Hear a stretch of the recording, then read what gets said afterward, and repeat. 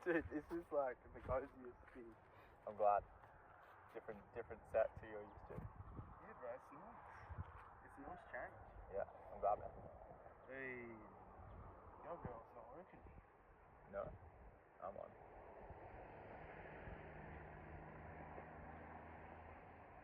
Are you working next week? Oh, press the view button. Silly offer. Oh, dude, hold on, we need to get more. We're gonna get it. Oh, we can't, that's fine. What if we just do this? Yeah. Just relax. Yeah. Coffee. Hey, how you going? I'm good, brother. How are you? Mate, I'm excellent. I'm absolutely excellent. What's been happening? How are you? I'm feeling very peaceful right now, to be honest. Like, how could you not be? Look at where we are, out in nature, in creation. It's a beautiful spot to be. It's so open and the mind's open. There's a lot of peace around, and yeah, I'm just excited to be here. Dude, it's nuts. It's such a good view, and really we're sacrificing the view for the podcast. And I hope you guys appreciate this. All the action is over there. I mean, this is just as good, but this, it's insane. It's so nice. Hey, it's crazy because this view exists 24/7, but you know, no one's up here, and I honestly come up here maybe once a month on average. So it's like, what am I doing? The beauty's always here, you know, waiting for someone to come and appreciate it. Yeah. So I just happy to be here. Dude, I'm with you 1,000,000%. I'm gonna change. It's stressing me out, but we're gonna get it. I'm telling you, it's gonna be perfect. Yeah. It's gonna be perfect, and I'm telling you that because I know what it's gonna be.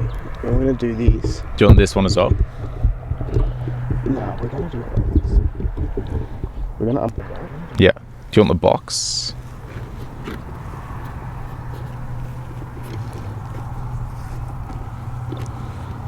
Can you grab the laptop? Oh yeah, got it.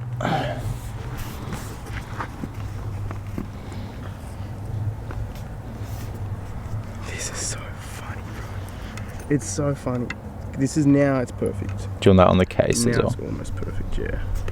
I'll grab my box. Hold on a second.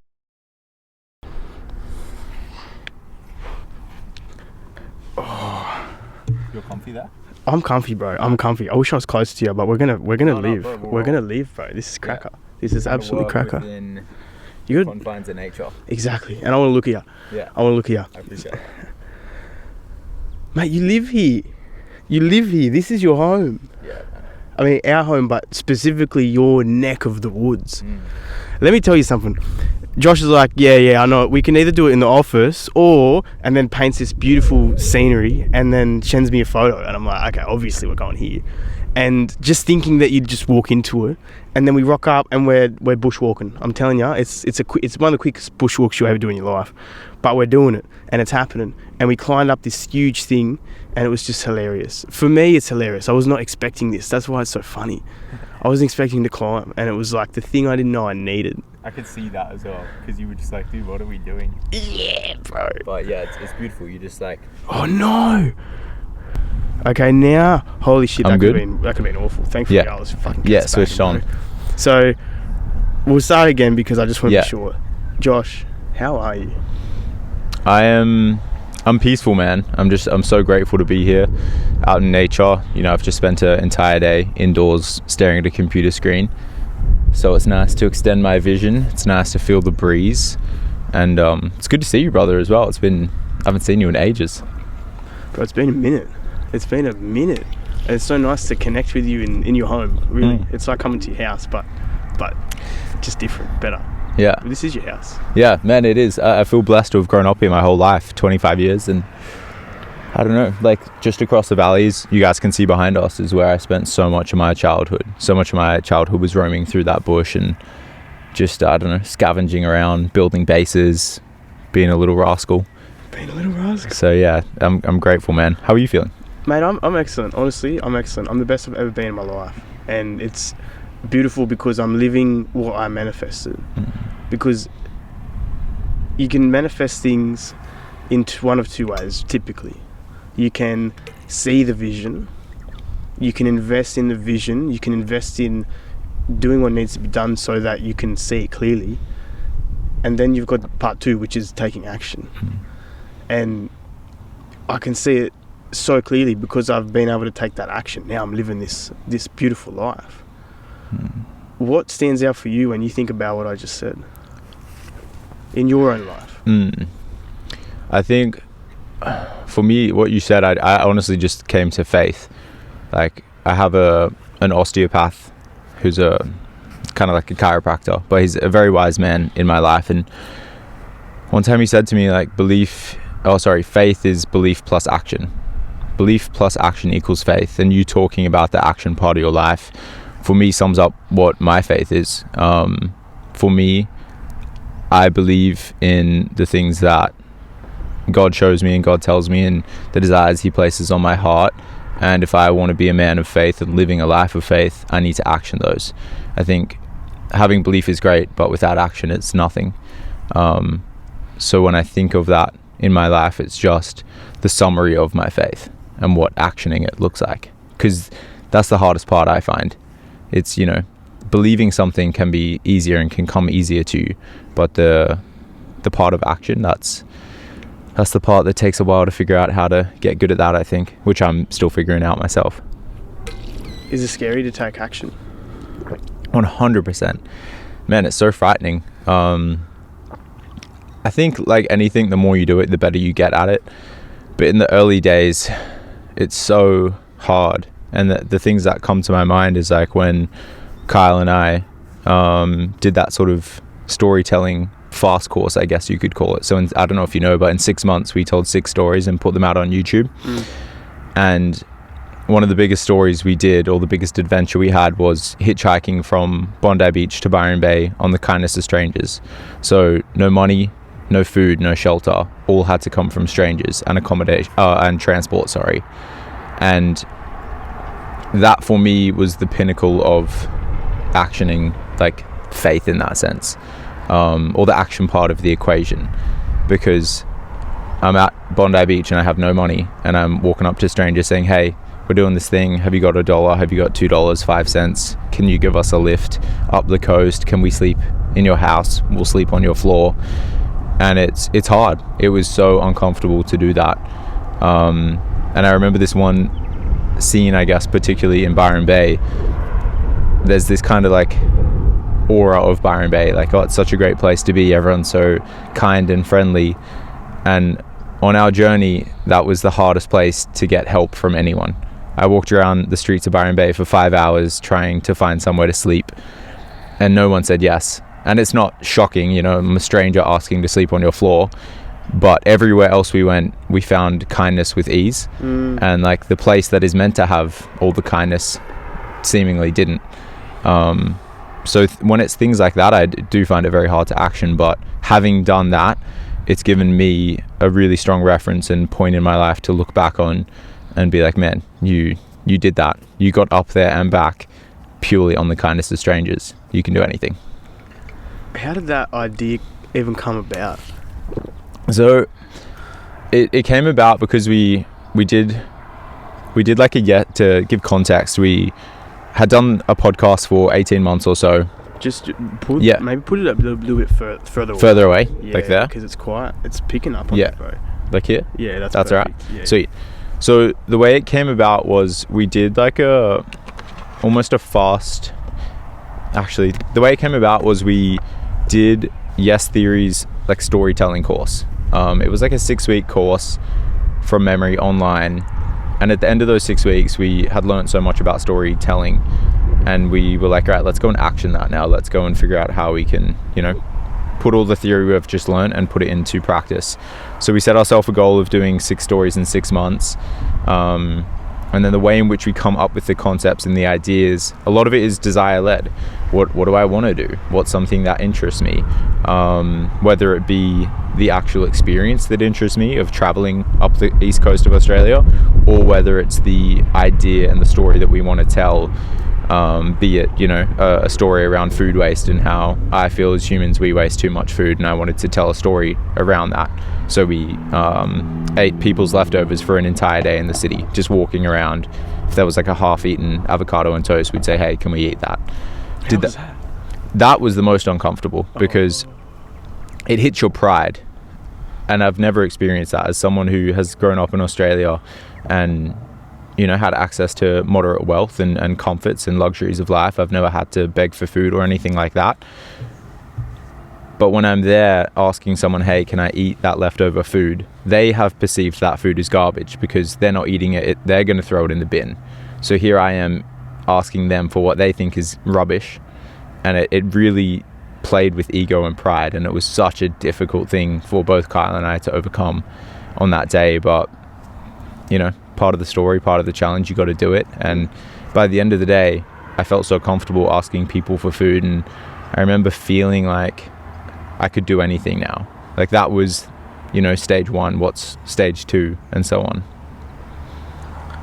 It can be so much more than what it is. We are the meaning makers, and we can turn any situation into something super meaningful or something super simple. And it seems like when you can somehow smash those two together, the meaningful and the simple, it hits something inside of you that can't be measured with instruments. 100%, man. Do you feel like you've had a moment in time that you fully came to realize that within your own life? I feel like it was more naturally realizing it. Like it was from more of a pure place in that I wasn't seeking it as such, but more it found me. And the thing I think about instantly is when I was in the ashram, and it was so easy to get out of my head because everything was so beautiful. And I almost felt obligated to be in the world, to be in my body, because it felt like I was wasting my time if I wasn't. It's not to say that don't think or don't ponder or whatever, but it was such an instant thing. I had this mantra when I was in there going, remember that you are meditating. And it was just a quick, like, it wasn't quick at the start, but at the end it was a quick to just get back in the world, especially look at the Himalayas and go, oh my days, like what is that? What was an experience for you in terms of travel that really shaped who you are today? It's a beautiful question. Man, there's been so many moments, and I've been blessed to have traveled quite a bit, whether it's in Australia or overseas. I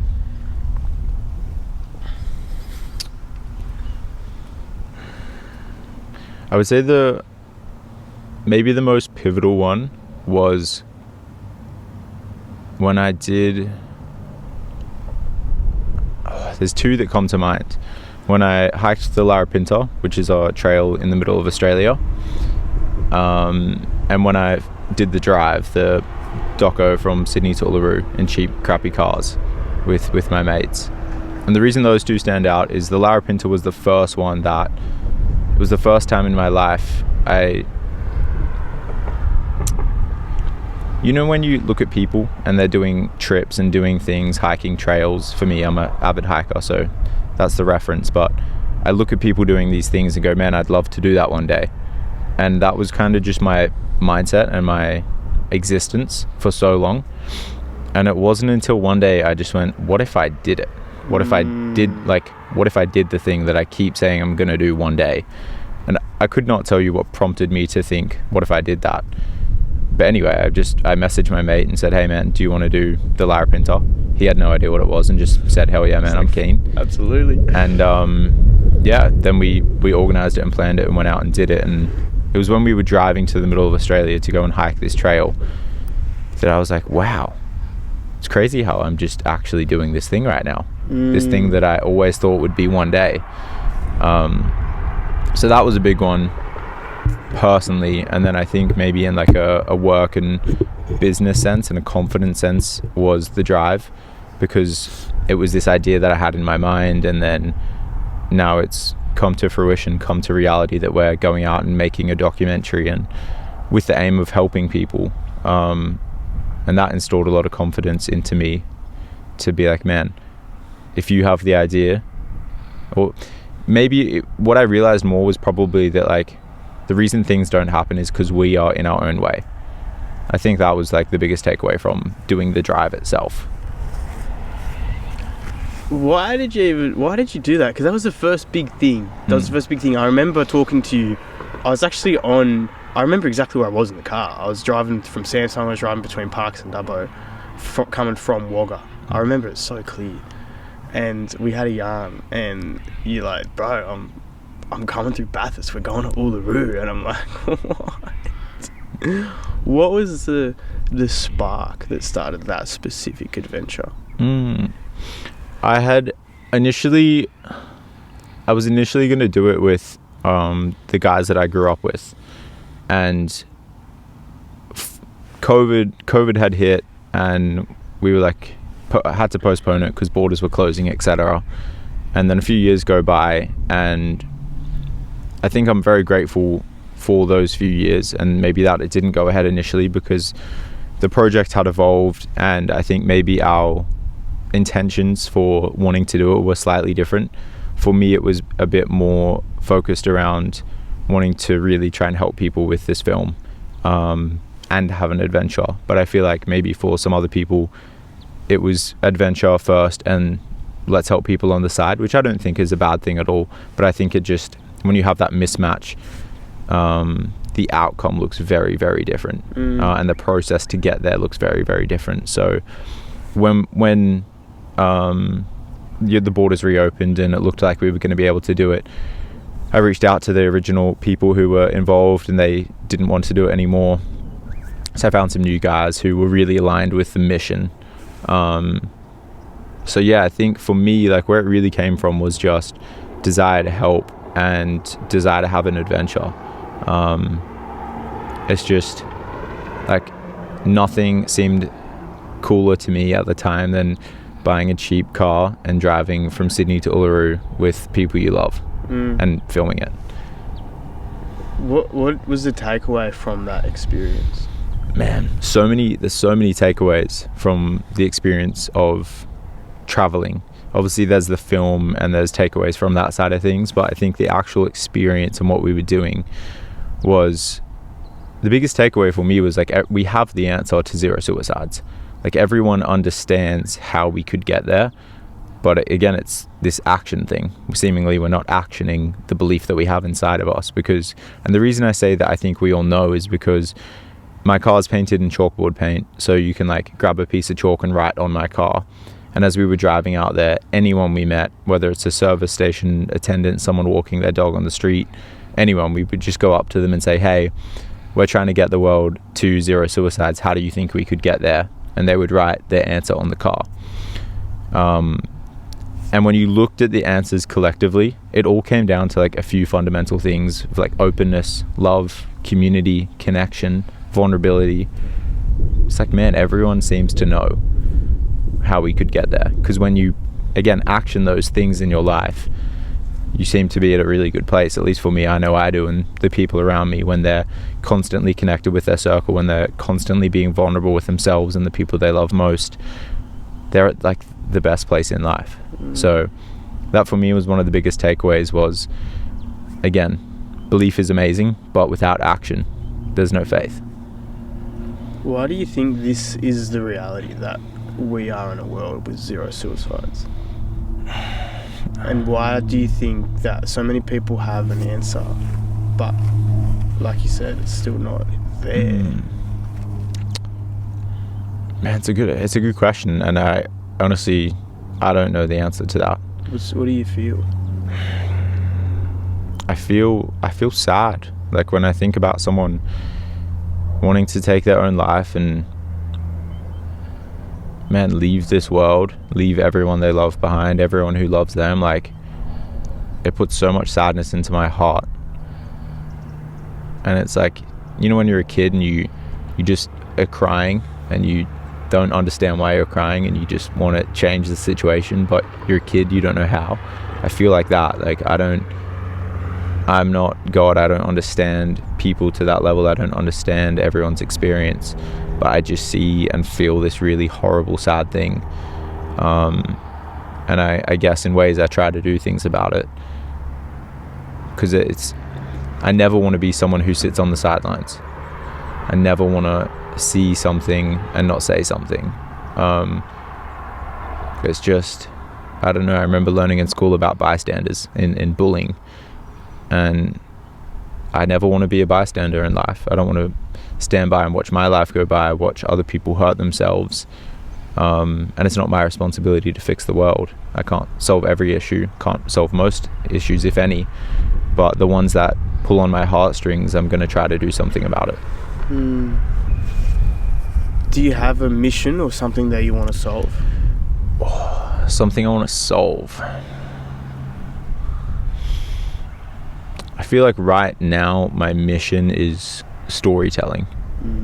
I don't know where it will lead me or what specific things it will, like what stories I will tell or who I will meet through that, but I feel so led to storytelling, and it's the first time in my life that I have felt, it's the first time in my life I can see the path ahead. Every other phase I've been in life, it has been getting to the next phase, and I knew that in that phase I was meant to be there. It felt so right, but I knew that wasn't it. So it was like constantly hopping and having faith in time. I felt God show me his will and show me where he wants me, and it hasn't been until I've landed on storytelling that I'm like, oh, this is it. Like I can see the future here with this thing. So the mission is just to spread more light into this world in whatever way that looks like. When telling stories through film, what do you want people to feel? I think it depends on the story we're telling. For instance, the current film that we're editing right now that I had spent all day in today, I want you, it's fun, you're kind of refining the story as you go. Like the initial concept we had for this current film was like winning is like a mindset. It's not an outcome. You know, you don't have to be the first person to cross the finish line to be a winner. You could be the last person, but if you feel like a winner in your heart, and if that is what winning is to you, then you've won. And it's not this like everyone gets a participation medal kind of winning. It's like, was your goal to just go out there and run? Are you not a runner and you've got yourself to the start line and you've got yourself, you know, running? That's a huge win for you. That was kind of what it started out to be. And in that, I guess you want people to feel inspired. You want people to feel maybe motivated or conflicted in a way to go and change something in their life and pursue their goals, or just chase a win, whatever that looks like for them. But the story kind of has evolved now to like almost, I say like a love letter to the kind of event that it is. It's called a backyard ultra. So quick brief, like people run 6.7 kilometers once an hour every hour until the last person stands. So this goes for days. Like the best in the world is like 119 hours straight of running, which is wild. But the event we filmed, a woman had never run before. 6 weeks later, she ran her first like 20 Ks in this event. So for her, she's a winner, even though she came like, you know, 400th out of 401. So now the story, to get back on track, has kind of evolved to this like love letter to this style of event, because the event is so based around community. It's so based around love and support and just helping people get their furthest. So it kind of sticks with this common theme of winning and the feeling you want someone to feel, but it evolves, and I think every story is different. Like we told a story a few months ago to do with homelessness and providing food and a service that this lady provides. And in that, we wanted people to feel convicted for how the masses treat homeless people, walking past them as if they're not a human, not acknowledging their existence. So yeah, it really does change how you want people to feel from story to story, if that makes sense. But it makes perfect sense. I feel like when I think about storytellers, that's my favorite answer. That you're not going after something specific as such, it's just the love of telling stories, and then you get to experience different tastes of what that means, whether you want someone to feel convicted, whether you want someone to feel pain, whether you want someone to feel love and joy. 100%. Because how have we learned throughout our entire lives, our ancestors' entire lives? How was it? It was through stories, man. Right. It was through conversations around the fire. It was through, you know, stick art or rock art or that was how we learn and pass down education. Like, you look at any like Disney or Marvel film or anything like that, these films that kids cherish, they're rooted in story. It's rooted in some form of education. Story is king, I think, and story comes in all formats, and how you want someone to feel comes in different formats. When you get home and you tell your parents about your day, you're relaying a story to them, and you choose how you want them to feel in that moment. If you're tired and you don't really care, you don't want them to care, so you're going to give a really brief recap of your day so that they don't ask any follow-up, so you can just go and be by yourself. If you've had an amazing day and you want them to ask questions, you will tell your story of your day in a way that prompts them to ask questions. So story, like how we want people to feel, is really different based on how we're feeling. Why do you think, and I guess there's sort of two ways to this question, but I think you'll understand what I'm trying to say. Why do you think people are hesitant to tell stories, and then feeding that into the goal of driving to Uluru? People, why do you think this is? I think I can speak for myself. Like, maybe I've been hesitant to tell stories because of, I don't know how I'm going to tell the story, through what medium. Is it film? Is it photos? Is it written word? Is it spoken word? Is it another kind of format, painting? And I think when you don't know the format in which you want to tell a story, and you don't feel interested in that format, I think it's very hard to tell a story. I think a lot of hesitations practically come from like funding and finances. It's a real thing in the world that we have to deal with. It's not cheap to get a good camera set up and audio and figure out how to film it and edit it. I think maybe it's a skill gap. Like, I heard this line once from this guy. It's like the biggest gap, or the biggest thing in entrepreneurship is having the creative idea and the technical ability to pull it off. And it's like, that's your biggest challenge. Closing that gap is a great thing. And I think in art, there's technical skills required as much as it can be intuitive and like spirit-led almost. Drawing, technical skill, painting, there's technical skills to it, filming, photography, all art I think has a technical aspect to it. And maybe the ocean of learning that skill can seem so big, and people just don't want to jump into it. At least that's what I felt in my life. It makes sense, man. It makes perfect sense. People will look at how big the mountain is, forgetting that it's nothing to do with that. It's all the climb.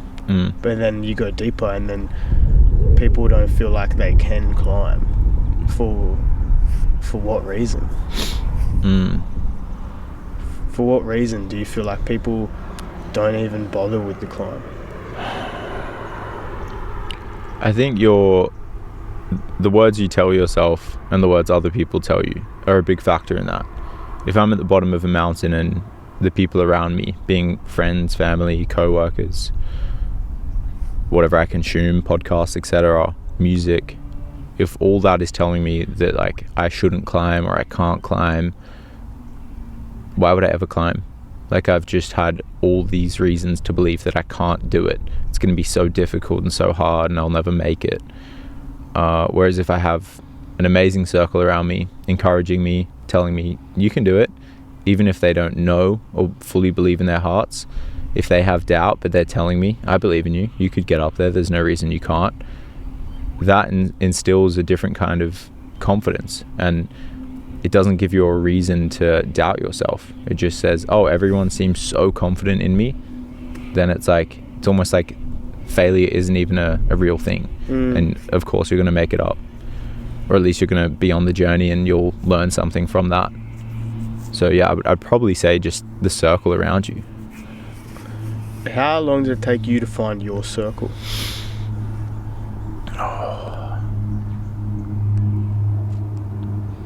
I feel like in many ways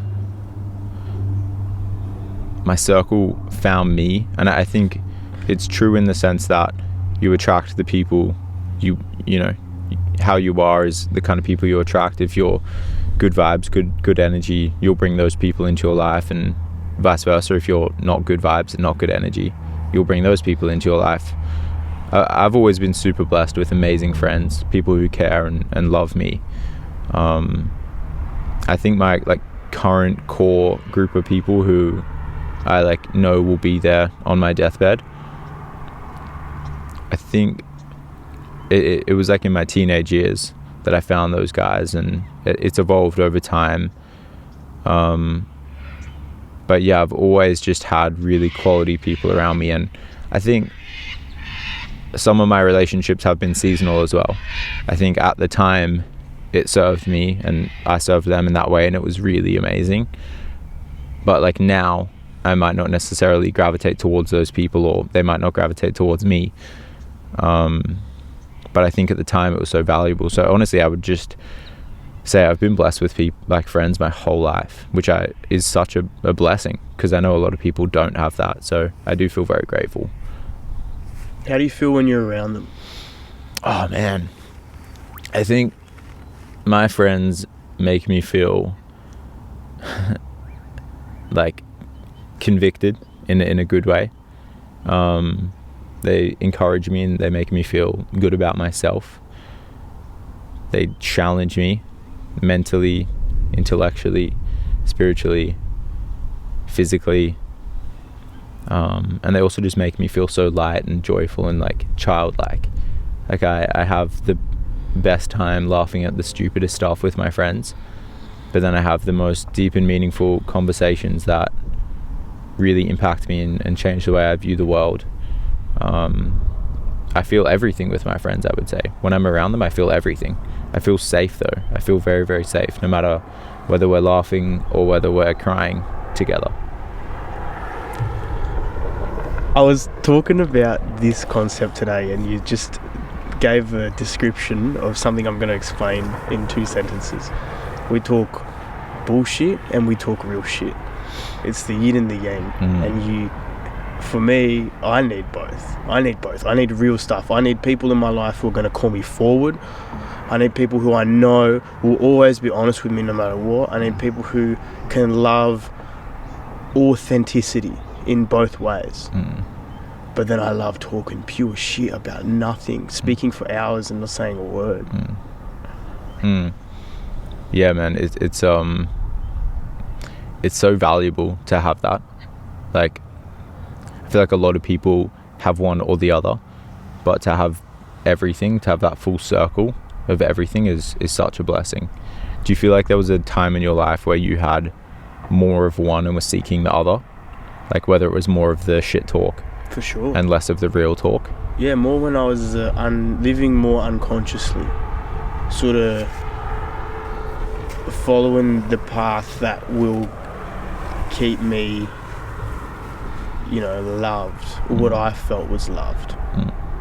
Doing what I felt like I needed to do to connect, which I would often connect through laughter, and then that would be my way. I would go, okay, how do I make people laugh? And this was an unconscious thing, and I often found that was not always with the alignment of what is actually best for me.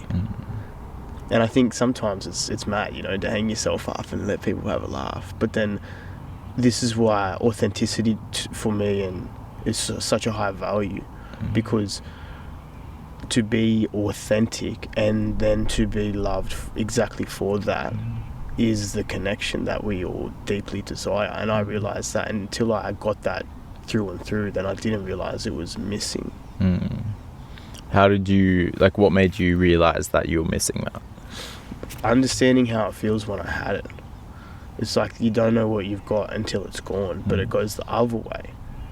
It's when you do spend more time with the people who bring out the best in you, then you feel it, you notice it. And it's not instant. Sometimes it can be, depending on the person that you're around. But for me, it was a gradual thing, because I didn't know who I was. And I didn't have much to work with in that sense. I did have understandings, but I didn't really know. And of course, like, we're fucking all lost to some degree. Like, we're human, bless our souls. But for me, that was it. Understanding the difference between being purely connected and then connected over something maybe superficial. It's not to say that it's not a negative thing, because it's all experience, it's all fun, it's all laughs. I've had so many amazing memories with so many beautiful people. But you realise that people, not everyone is everyone's people.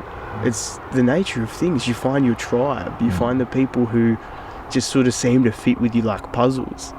And then you understand when you're in that puzzle why maybe you didn't feel complete before. Definitely. Do you feel like the modern world, like the world we live in, the Western world, promotes finding the right puzzle piece, or do you feel like it doesn't? No, I think the way the modern world is, it seems like it's sort of like just shuffling sheep, like just moving stock. You know what I mean? They have a big farm with this fence that's been there for so long, and that fence can just get all of the cattle to where they need to go, and it's just easier to keep the cattle flowing than to maybe extend it or to cater to different cattle or grow the farm and bring more animals in. Or And I think it can also be that case, like, to build on the analogy, like the sheep is hanging out with the cattle, and that's all it's known its whole life, and it's the thought of leaving the herd is too scary, is like so scary that it doesn't do it, but it never truly belongs. Whereas, like, man, if you cross that void, if you venture into the unknown, God willing, like, you will eventually come across your kind, and the sheep will be with the sheep again, and all will be well. But it can be scary to embrace change sometimes, and I think, to your point, the world we live in here, especially in Australia, maybe doesn't promote that as well as it could.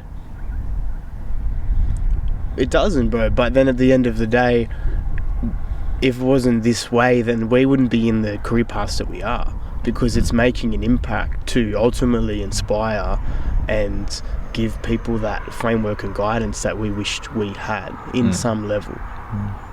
Yeah, which is a blessing. And like, what's it like for you to have evolved so much? Like, only a few years ago you were a completely different person. So like, how has it been for you to maybe go from like the sheep with the cattle to the sheep with the sheep? It's like going for a mad walk through a beautiful city. You somehow find through nature, you see views, you see waterfalls, you see everything. Not everything, but you see what's going on. And then you sort of reach this place that feels like home, but you've never been there before, and you take your shoes and socks off and you can spread your toes out. That's what it feels like. That's beautiful, man. Do you know, that makes me think of, do you know the song by Zach Bryan called This Road I Know? I know Zach Bryan, and I probably know that song if I heard it, but it doesn't hit a song in my mind. So it's a poem, and essentially it's kind of exactly what you described. Just made me think of it. He's like driving on this like dark road. He's got the headlights, but he like can't see anything, and he's just driving, and like eventually in the far distance he sees this like soft like glow, and he like drives towards it. It ends up being a house, and he gets up to the house, knocks on the door, and it's the whole time he's talking, as he's driving, he's talking like, I don't know where I am, but I know where I'm going. It's like or I think it's that line, or it might be like, I don't know where I'm going, but I know where I am. I think it's that, because he doesn't know what the destination is, but he just feels like he's on the road. And then he gets to this house, and this girl opens up the door and invites him in, and he just like, it's warm, it's safe, and he feels like he's at his home. And it's just what you said made me think of that. It's one of my favorite songs, and brings tears to my eyes when I listen to it. I love that, bro. I love that. Let on this topic, let's go deeper. Run me through whatever flashes into your mind when I say to you this. Yeah. What moments of your life did you remember that it was the journey, not the destination? Mechanics. When I was doing my apprenticeship, 100%. That's like the most recent and the biggest one. I remember deciding to leave school. It was a shock to everyone around me. And I was like, I'm gonna go into mechanics. It wasn't something that I had any interest in. Just, I knew I didn't want to be in school, and I didn't want to go to university straight away, was essentially the reason I left. I thought if I want to go to uni, I can go later. But I wanted to work and acquire a skill because I felt I was too young to take on the world at that age. So I did that, and I knew the entire 5 years I was there that was the journey, definitely not the destination. That's probably the biggest one for me. When you were doing it, did you love it? Did you realise it was the journey and think, this is the journey, I'm going to soak it all up? Or did you go, this is the journey, it's going to be over soon because I'm not finishing here? No, I definitely loved it. I mean, I think, like the clouds, things come and go. So I definitely felt days where I'm like, man, what is the next chapter? Like, when is it coming? Because I'm ready for it. Yeah. But I would remind myself that once I'm out of this phase of life, I won't be in it again. So appreciate it while you have it. Yeah. And I certainly did. I would say more times than not, I was grateful to be where I was, and I love learning, whatever it is. If I'm like slightly interested in it, I will really enjoy the process of learning and asking questions. And I think I've come to realize maybe something I love about learning so much is feels like there's no pressure on you to perform when you're learning. Like when you're a kid, you don't expect a kid to be able to speak fluent. The kid's learning, and the kid doesn't feel pressure to speak or to say every word properly. But when you are at like a level of proficiency, it can start to change, and you start to expect more of yourself, and maybe people around you start to expect more. And I think it's certainly that way in a workplace, of course, because if you're qualified, there's certain responsibilities and things you should be able to do. But for me, I love the phase of learning because it feels like there's no weight. You're just free to learn, and that's a beautiful place to be. What was the toughest lesson that you've had to learn in life? In my entire life? Yeah, what comes to mind? It's not the toughest, but yeah.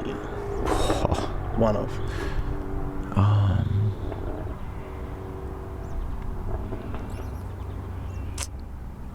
It's a really good question.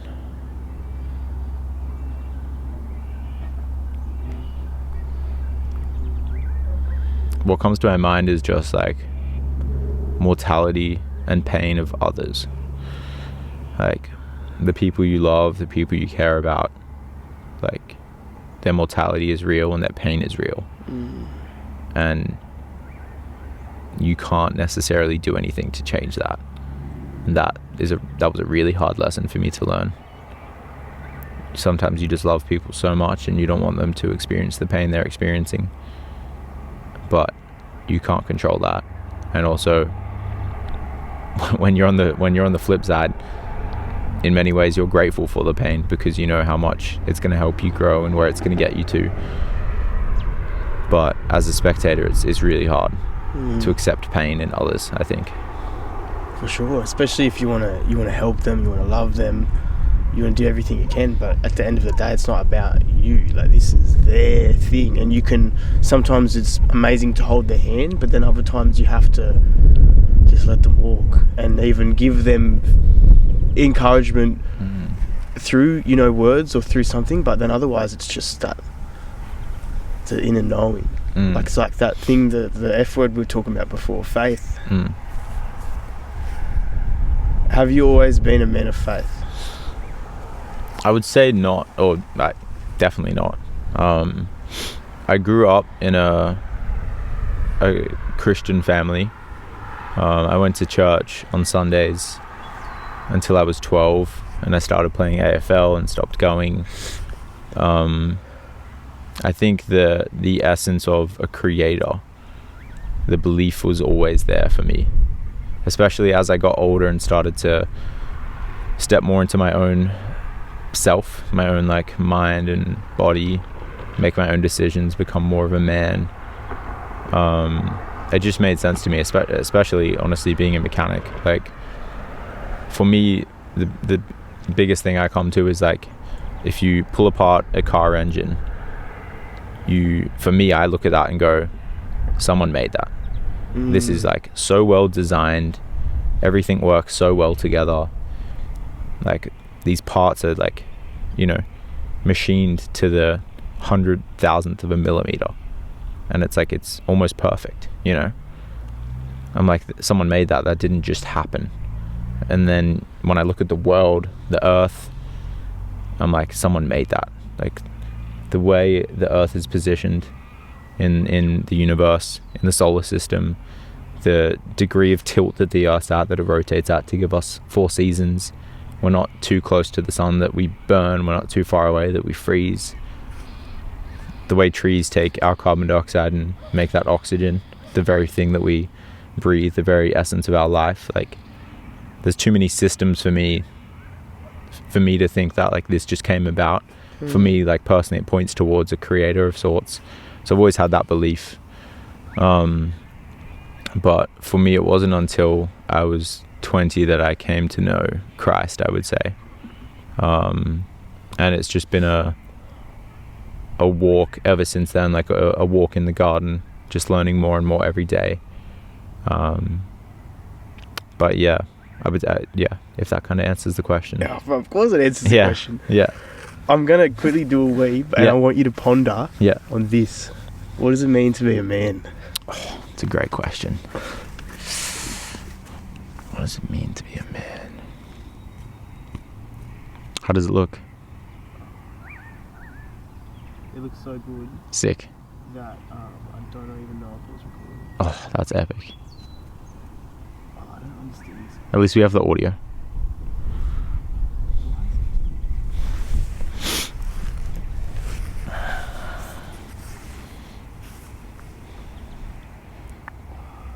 Does it actually look good? But I don't know how it works. Do you want a hand?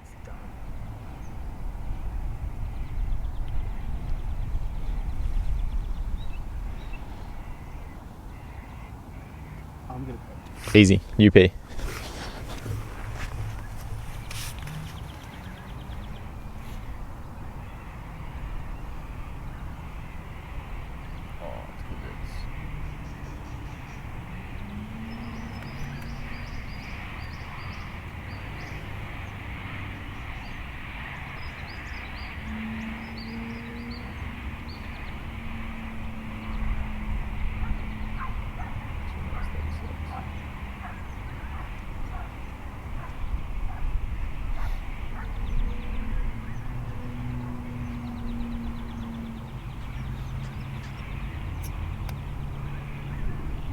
It recorded 2 minutes 36 seconds. That's beautiful.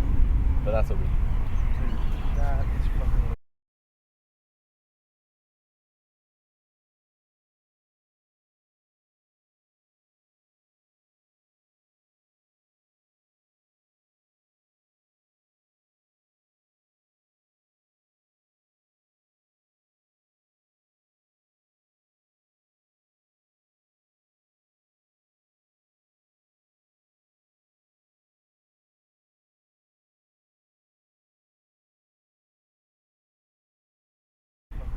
It's going now. I didn't know if that's useful properly. Oh yeah. Alright, what does it mean to Yeah. So you asked me, what does it mean to be a man? I think my answer would be, I'm still trying to figure it out in many ways. I don't fully know. I think one big thing that I've realized, and I'll take from Matthew McConaughey's book Green Lights, I think a lot of it means to be less impressed and to be more involved. Less impressed and more involved. I think that is a big one, because as a kid, you are just so impressed by your parents, by leaders around you. You're just kind of in awe that, you know, people just make my lunch and drive me to school and take me to sport, pay for everything I need. And I feel like maybe that transitional point of becoming a man is starting to be more involved with your life. responsibility, making your lunch, driving yourself somewhere, a sense of independence in that way. I think I'm definitely still figuring it out, and I don't fully know, but that is like one of the big points that stands out for me. What do you think about the concept of masculine and feminine in terms of energy? I think with that concept, I believe, and I guess I see it as a spectrum. I think we can all possess feminine qualities within us and masculine qualities. I think there's a time and a place to step into either or.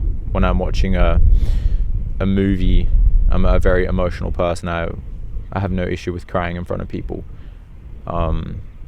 My favorite movie is Good Will Hunting, and I cry pretty much every single time I watch that.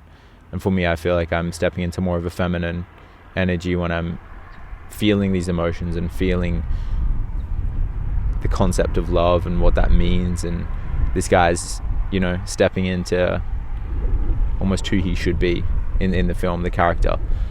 But then there'll be times where my car breaks down in the middle of nowhere, and I have no reception, I have nothing, and there's a problem in front of me and I have to solve it. And I would associate that more so with like a masculine energy, being a problem solver, getting yourself out of a sticky situation. So I definitely see it as a spectrum that, we can tap into both sides. I think some people push more towards one side or the other, and maybe have a harder time sort of crossing that void. But for me, I feel like I'm pretty comfortable across the spectrum. Have you read the book The Way of the Superior Man? Funny you say that. I have not, but one of my friends has. Every time he recommends a book, he's recommended that book to me like 3 times. Wow. Yeah. I assume you have?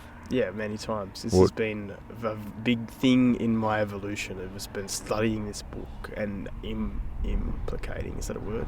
Yeah. Study, do. What has been like of recent times, seemingly it's been something that you've studied for a while, but recently what has been something you've been trying to implement in your life from that book? Oh, I'm going to tell you that soon, because I want to say what's just come up into my head and why I brought this up in the first place. It's because you've just described a chapter from that book that talks about men and women having different forms of masculine and feminine. Now, this is consistent across cultures. The Chinese have yin and yang. The Indians have Shakti Shiva.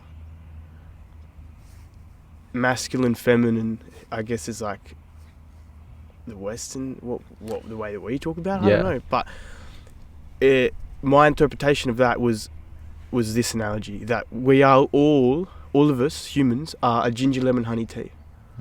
But depending on the human that you are will determine how much lemon, how much ginger, and how much honey. And you have some men who are very masculine, and then some other men who are very feminine.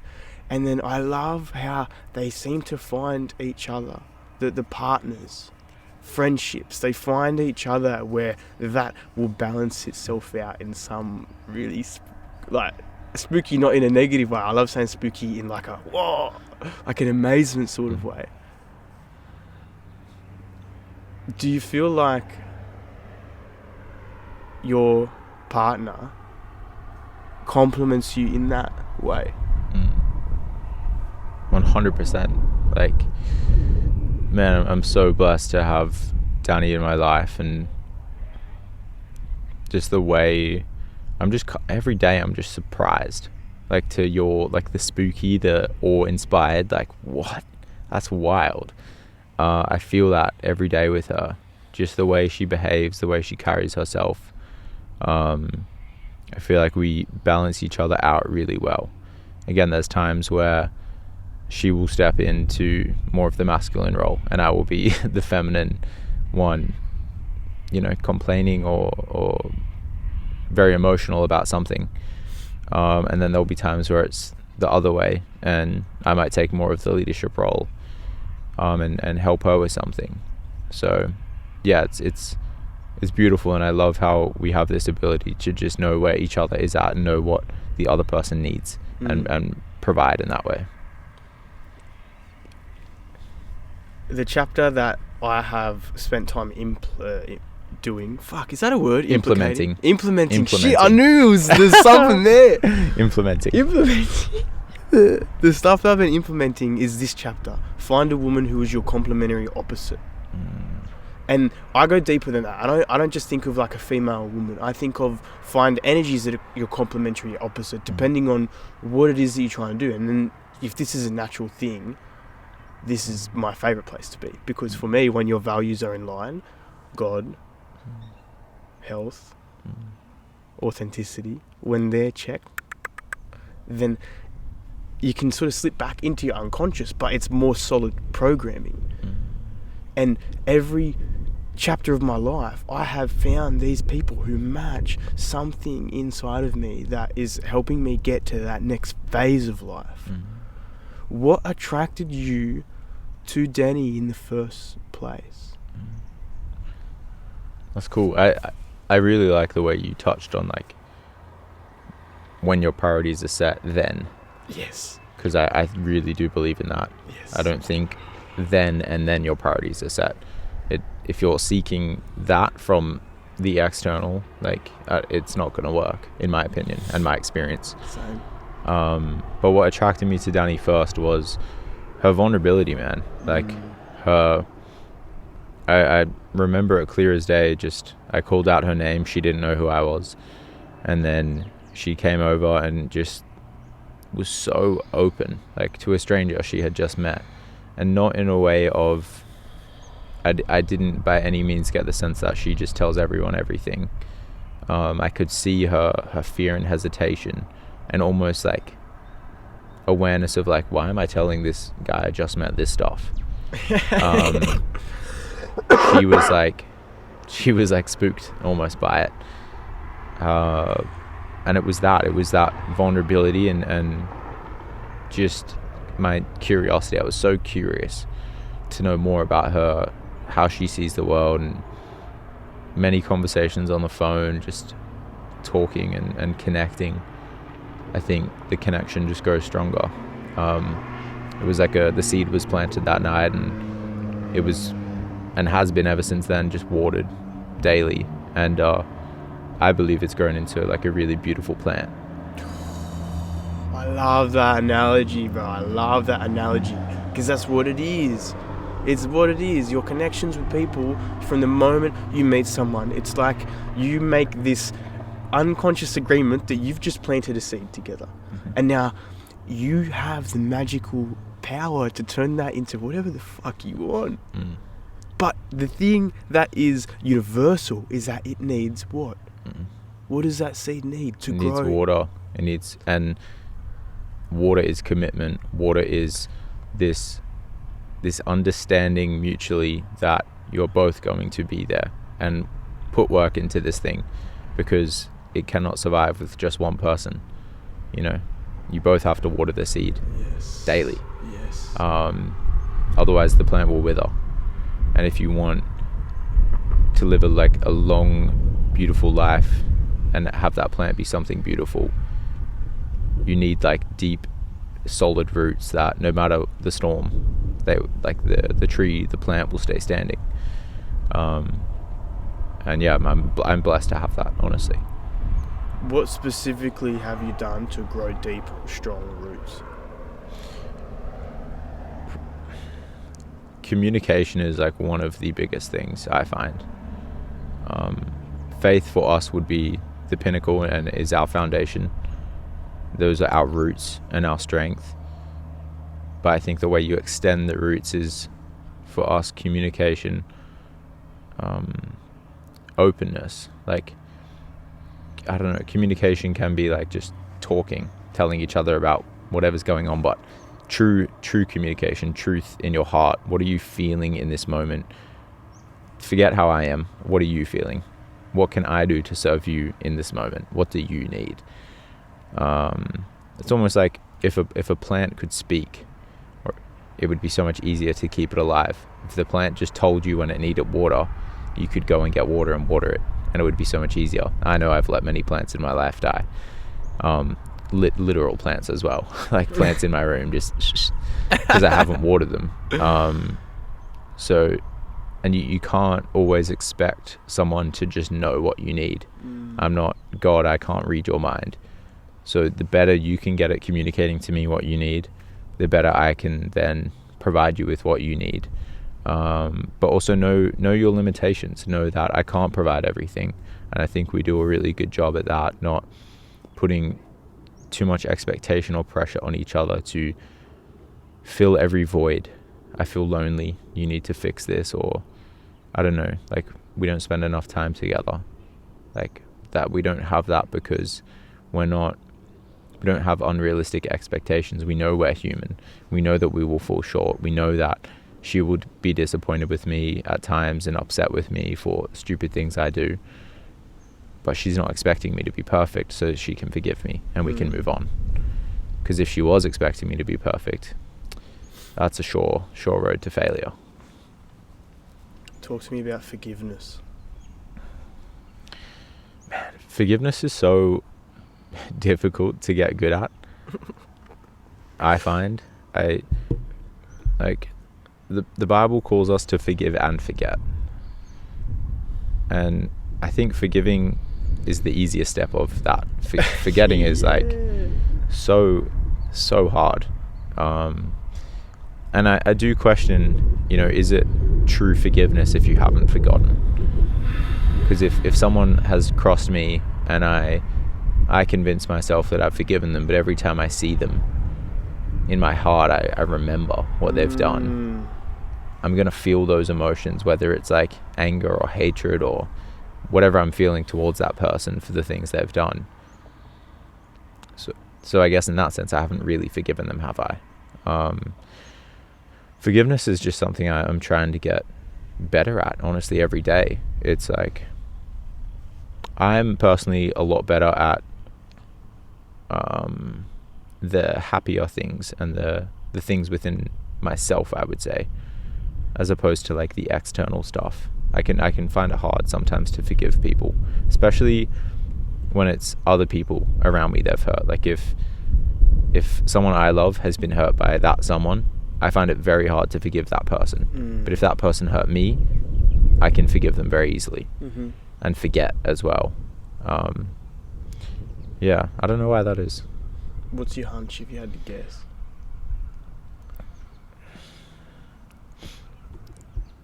I reckon it's maybe what we spoke about before, where seeing someone else in pain is something that I really find difficult. Like, it's something I don't like, to see someone I love in so much pain. So I see them in pain and I remember that pain, and I see the person who I believe caused it. So I'm angry at them, I'm so annoyed at them. But when I'm feeling the pain, again, my perspective of pain for myself is, this is an amazing thing, it's going to allow me to grow and be so beneficial for me. So I'm not mad at them. I'm like, maybe you're an idiot, you shouldn't have done what you did, but this pain will be used for growth. So yeah, that's probably why, I guess, if I was to break that down.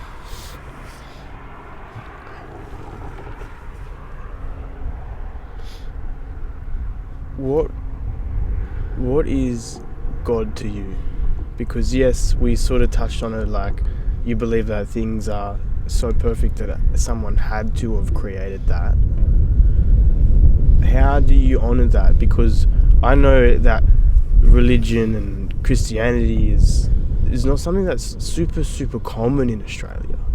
Like, for me, in the circles I was in and the people I was exposed to growing up, it was very uncommon for someone to be Christian or religious. And as I've gotten older, you see how big those communities are. And for me, it was really eye-opening to think, wow, like a lot of people are into this thing. And then truly understanding what it meant. My only first exposure to Christianity was in school with scripture, and that made me hate it. And then it wasn't until I got older and I realized what religion actually is. And everybody, even within that, has got their own definitions of it. Like, you could speak to hundreds of different Christians and they're like opposite people.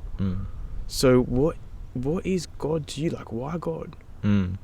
For me, God is my creator. Like, I believe he made me. And I believe that he just wants a relationship with me. I believe everything we come back to is relational. There's a guy, Mark Latier. I don't know if you've ever seen like Soft White Underbelly. He has this kind of interview series where he interviews homeless people, prostitutes, drug addicts, people who have been through extreme hardships. And I heard him, he's been doing it for years and years and interviewed hundreds of people. And I heard him talking about what he believes is missing in their life. He said, I've spoken to hundreds of people over years and years and years, and they're all the same. It's like they're like an onion. Maybe on the outside it's like drug addiction or, you know, family abuse or whatever it is. He's like, you peel the onion deep enough, you get to the core, and he said they're all just missing love. Every single one of them. They're all the same. They just don't have love in their life. And for me, God is love. God wants a relationship with you, with me, with everyone. A personal, unique, individual relationship. And it's this love and joy that you can't experience from someone else. It's true unconditional love. And I don't believe that we are capable of unconditional love. I think under any condition we can change. You know, like the simple condition being not knowing you. If the condition was that I didn't know who you were, I don't think I would love you. There's people I don't know that I don't feel love for in my heart. So that is a condition. But I truly believe that God is capable of unconditional love because he made all of us and he knows all of us. So I see him as a creator who wants to have a relationship with me. Do you know much about other cultures and religions? Has that been something that has interested you? It's definitely, it's a point of curiosity for sure, especially culture. Culture is such a fascinating thing for me, how different people live different lives purely based on where they grew up in the world and what surrounds them, and why is that. The religion side of things definitely interests me. I'm by no means an expert or versed, but I've looked into other religions and I'm fascinated by them. I do find them very interesting. And why is it that so many people align with different ways of seeing the world and believing in things and vice versa? What about yourself? As a man who's traveled like Southeast Asia as of recent and experienced lots of different cultures and religions in that sense. At our core, we all want love. And I believe that religion is a map to guide people into that core. It's just evolved through different places of the world, the same way that people look different from different places of the world. They believe in different things. But ultimately it's the same at the core. It feels like it's the same. Whether it's the Hindus or the Buddhists or the Christians or the Muslims or the Jews, it seems like at our core we just want love and connection.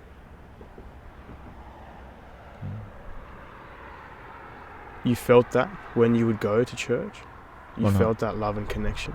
100%. I think it's not necessarily just in a church environment.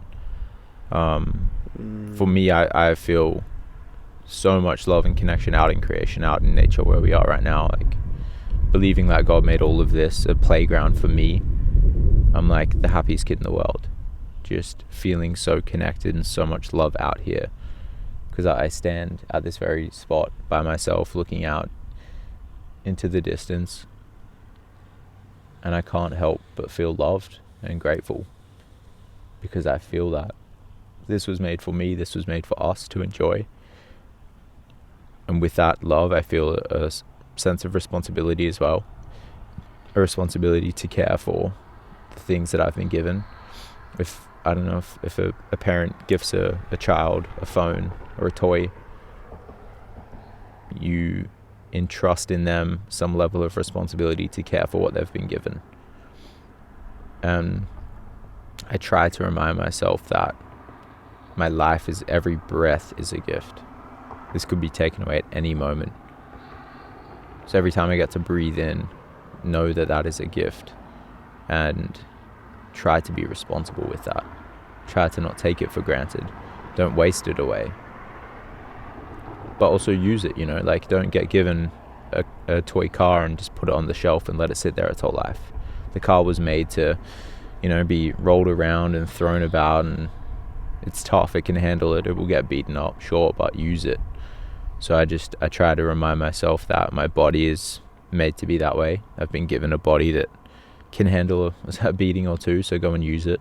Do something with it. Do something with your life. Don't sit and just put it on the shelf. How do you keep yourself in good nick? I think physically it's consistency, and also, again, like I really try to come back to like a understanding of how my body was created and what was it made for and what was it made to do. And I think conventional gym training, whilst can be beneficial to build muscle, to stabilize your joints and stabilize your body, I think there's a more efficient way of training, and I think it's through like functional training. I think it's through movement training, being out in nature, moving around on the rocks. I've only very recently started like literally coming out into nature, a place like this, and just like crawling around like I'm a lizard, and just sounds so random, but like feeling very intuitive with my movement. Trying to think how an animal would think, and just feel into my body more, and move that way. And that for me is like really benefited my body and its ability to to take me through my daily tasks. Training the mind, again, you place stress upon a system, provided it's not too much stress. You give it an opportunity for it to grow. It will have a response, whether it's a positive or negative. If you take a really hard fall, there's going to be some like negative response. Your body's going to like tense up, and blood will move to that area and try to heal that area. But if you place little bits of stress at a time, it will recover quickly and grow and recover and grow. I think the mind's the exact same thing. If you place levels of stress upon your mind daily, you give it a chance to grow, whether it's just getting up a little bit earlier, or I don't know, trying to be disciplined with your diet, or whatever it is. Just find something that is a little bit difficult for you to do, and just like step by step do that, and just you stack that over time. I plan to do it for the rest of my life, stack that over hopefully the next like 80 plus years. That's a pretty solid place, a pretty resilient human. So yeah, I would say like mentally and physically, it's just placing your body and mind under stress on a regular basis. If you don't seek it, it seems to find you. Yeah, and I almost don't think it's like the good one. I think it's a harder one to deal with when you don't seek it out. Yeah, it's the one that maybe doesn't promote a lot of growth, but rather just like wears you down. Yeah. Well, that's the thing, where we are alive, we are growing. It's gonna happen until we die. We are growing. We might not be getting taller, but we're still growing. We're like chameleons. And so are we coming back to what we were saying before? It's the relationship, and the longest relationship you'll ever have in your entire life is the one that with yourself. And so are you watering yourself? And I love that you can just tell me so freely that you come up here and get around like a lizard, because I think people would listen to that and they would either go, this guy's a fucking weirdo. Yeah, some movement freaky dude. And everyone else would be like, fuck, that sounds pretty fun. And it is, man. Like, it's honestly, I've found so much joy in training movement, and it's like, again, such a recent thing for me. And it came about because I started doing jiu-jitsu like 6 months ago, and I've loved what that experience has been in connection with myself, my mind, my body, my emotions. Oddly enough, it's like all in one. Not oddly enough, it makes sense, but yeah, I just wanted to get back to more movement based stuff, because I don't think a lot of like the movements you see in a conventional gym are actually practical. Like they don't get used in a day-to-day basis, and I don't think they help you. You know, most people who go to the gym are nursing some kind of an injury, or they're tight somewhere, they haven't got full range of mobility. It's like your car is built to drive 100 k's an hour, but you're limiting it to 50. Like you're so tight and rigid, you can only max out at 50. It's like, man, imagine you just gave it what it needed, gave it 98, and like let it go 100. It's like going down a hill in third gear. Yes, yeah, honestly, like you're limiting yourself. And I feel like that's what I've seen in conventional training in many ways. So I just try to be a bit more functional with my stuff, which is fun as well. Dude, it's fun being in your body. Yeah, it's fun being in your body. And for some people, they do this naturally, and then other people had to work hard for it. And then there's no right or wrong, it just is. But the reality is that, yeah, it's super fun to be in your body, whether you're getting around like a lizard, moving, or laying completely still, soaking up the sun like a lizard. Yeah, man. What's that been like for you? Because I know you have gone on a big journey with training and the way you look after your body. I remember, I think early days you were like quite into just like bodybuilding and eating lots of calories and just being bulky but strong. And now you're seemingly quite very lean but very dense and toned. What has that been like for you? My own version of what you just described is training more functionally. So I still weight train because I love it. I love going and training chest and back and legs, but I also love yoga. I also love Pilates. I also love going for fat walks. I love climbing on rocks. I love swimming at the beach. I've fell in love with Muay Thai because all of these things, they put you in your body. And when I was going to the gym only, I was in my body, but it was like you're having one slice of this pie. And that is an excellent, like that slice tastes real good, but you're missing the rest of the pie. Facts. Right, and then when I think why I would carry so many injuries, I wasn't eating the whole pie. I broke my foot last year and I healed it completely in 3 months because I realised that walking barefoot is going to heal my foot way faster than if I protected it. And you don't be stupid, but I was in a boot and I went through my physio, and then I take the boot off and then I train every day. Consciously walking and just literally having acupuncture 24/7, and within not much time it was completely healed. And you can't even tell. Yeah, man. I think like on that, it's like, you know, the classic line with skills, if you don't use it you lose it. That's muscle, man. That is your body. If you do not use your body, if you put your body on a shelf, it will deteriorate. I think like full atrophy it occurs in like 6 weeks or something. When you break your arm and put it in a cast, 6 weeks later you have no muscle on your arm because you have not used your arm. You haven't used those muscles. And man, I see shoes as quite literally that. Foot prisons, mate. Yeah, bro. You're limiting your body. You're inhibiting all these muscles from functioning. And I'm no physio by any means, so don't take my advice. But what my experience has been, being more so barefoot the past 6-7 years of my life, has been like my feet are so much stronger. As a result, my ankles, my knees, my hips, everything just feels so much better, because I'm using my muscles rather than putting them on the shelf and getting a shoe to work for me. But yeah, it's fascinating, hey, how seemingly like we've moved so far from what I believe God intended. Yeah, it's an interesting thing, but it's kind of cool to see it coming back again. There's a lot more. Like 5-6 years ago, I never heard of anyone doing like more these functional training movements, all this sorts of stuff. But I feel like now it's way more common. I meet so many people who, you know, try to be barefoot for the sake of like their foot health and training functionally, which is so cool to see. Because we know at our core and at our hearts that this is how it's supposed to be, but we can only wear the mask for so long.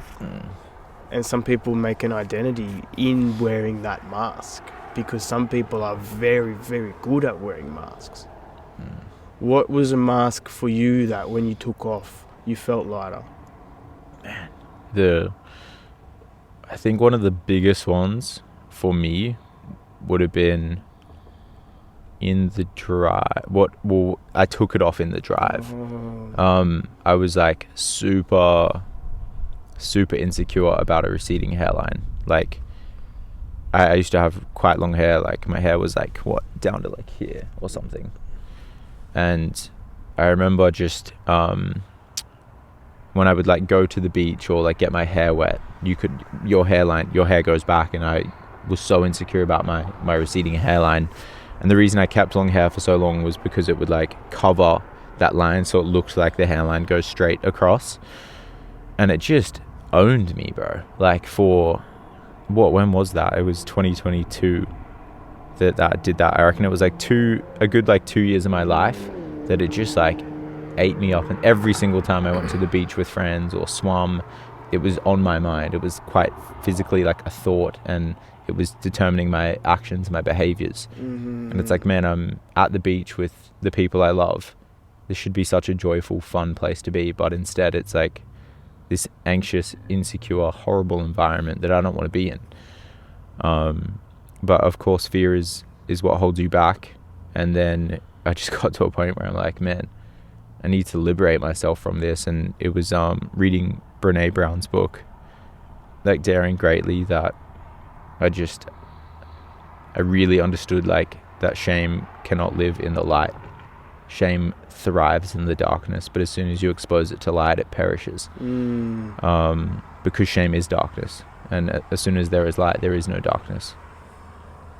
And as soon as I exposed it, and I did it in the film, it felt right to do it there, to maybe that would inspire or encourage someone to do the same with their own insecurities. And I was just so liberated instantly. My friends were so supportive. No one reacted in the way I thought they would react. They were just so loving and caring. And that was like one of the biggest moments for me of just like liberation. I love it because it's again that thing that we give meaning to, and the reality of if we could measure anxiety and emotions, they would have a weight. And everybody's got their own version of that stuff, but it doesn't make it any less real. And when you take that mask off, when you do that thing that seems so scary, it's like, why didn't I do this sooner? Every single time. Every time. Every single time. How do you think that experience has shaped the person that sits here right now? Man, like night and day. Quite literally, like the person who sits here is someone who now understands that. And I think you can't, for me, like it's understanding something like that is priceless. You can't put a price on that, and I can't imagine who would be sitting here if he was even here, if I never did that. It's like quite literally night and day, because every decision you make, every conversation you have, every experience you have is now just so drastically different. Every experience now at the beach is a joyful one, because I'm no longer worried about someone seeing my receding hairline. Now I'm just appreciating the ocean, the way the salt just feels on my skin, the beautiful sky above me, the people I'm with, the sounds. Like I'm present, and who knows how many things have come from just being present like that. Clarity, creative ideas, opportunities in business, whatever it is. It's just like, can't even imagine what I would be doing if I was still bound by shame and fear. Last time we met in person was not long after that you had gone out into the bush to tell a story with Aboriginal elder. Up in Queensland? Yeah. Yes. Yeah. It just popped into my mind as you were saying that, and I feel called to ask you, what was that like? And I think especially in the whole being present thing, because I know that was an experience. Man, that was wild. I had like just quit my part-time job. I'd gone from like mechanics full-time to part-time at a timber yard to leaving that and like going all in on video. storytelling and photo, and I was still kind of I was really figuring it out then. I had no idea what I was doing. So that for me was like an act of faith. And up there in Queensland, far north Queensland, I learned so much in all aspects, in business, the way I conduct myself. My communication skills were horrible, I think, back then. I was afraid of many things. I think I was afraid of like not being good enough in the work I was doing, and that would lead to like inactivity and me stepping away and distancing myself, which is horrible because you need to communicate with people you're working with. But the actual experience up there was like insane. I learned a really different pace of life, and I've been away, and I've known what it's like to chill out and relax, having hiked most of my life, or adult life I should say. But up there, the way that they live is just so peaceful. And something that really stands out to me was like the way in which they would learn is just through observation. They were telling me like when like this certain bird makes this sound, it means that, you know, it's gonna rain in a few days. And I'm just like, how the heck did you learn that? Like, where did that come from? And the guy I was speaking to, it came from, you know, his father, his grandfather. And I'm like, where did that come from at the core though? And he's like, man, we sit out here and we look all day, we observe, we learn. Like, we are taking in information from the environment around us, and we're learning. And I'm like, oh, that makes so much sense. It's like what we do in the modern world. But instead of looking at trees and nature and paying attention to sounds, I'm looking at like computer screens and data and taking in that kind of information. So again, it all makes sense. We're kind of doing the same thing, but in a more artificial way. But the biggest thing for me, I think, that I took away was just like, get back to learning about yourself and the world around you through observation, not like this pressure in the work environment to, you know, figure out whatever task it is and complete this, complete that, but just sit and let it come to you. Well, it's been one of those moments where you have worked really hard and something just come to you, but because you worked hard, you were ready. Ooh.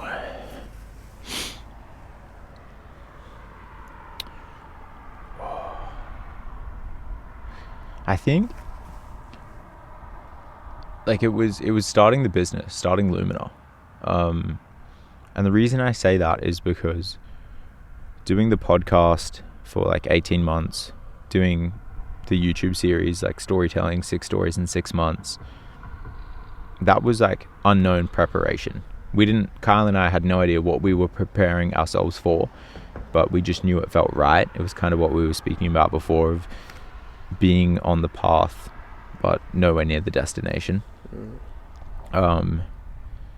But we had worked so hard and developed all these skills and had learned so much that when it came time for when the opportunity arose to like start Lumina, our business, our company, it was just like, oh, we're so ready for this. Like, in many ways we are not ready, but we're so ready. We know how to edit. We have all these camera skills now. We have these storytelling skills. We have the heart. We have a great working relationship as well as a great friendship. So it was just like, you know, like wax on, wax off from Karate Kid. It was like, it felt like we had been doing, that was our wax off, wax on phase of our life, was like those 2 to 3 years to then get to where we are now, which is cool. And where are you right now? Oh man, right now I'm just I'm in the middle of a season transition. Danny has been living in Colombia for the past 13 months. We have been apart for 10 of those months, or 11 of those months. Unintentionally, that has been a very difficult thing for us to do, but we've grown so much through it, grown through the pain. So I'm in a in a seasonal tipping point because she's about to come home. We're about to unite in marriage.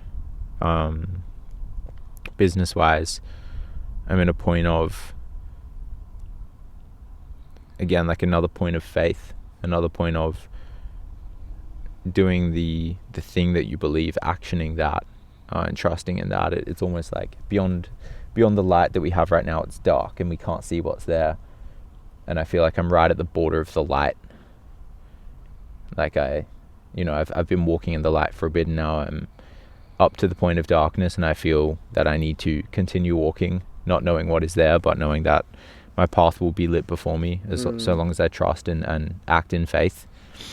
So I'm at a real transitional point, I would say, in my different spheres, but grounded in my faith and grounded, thankfully, in my my like routines of health, my physical routines, be it eating, exercise, jiu-jitsu, things like that, which is nice. Where do you think you'll be this time next year?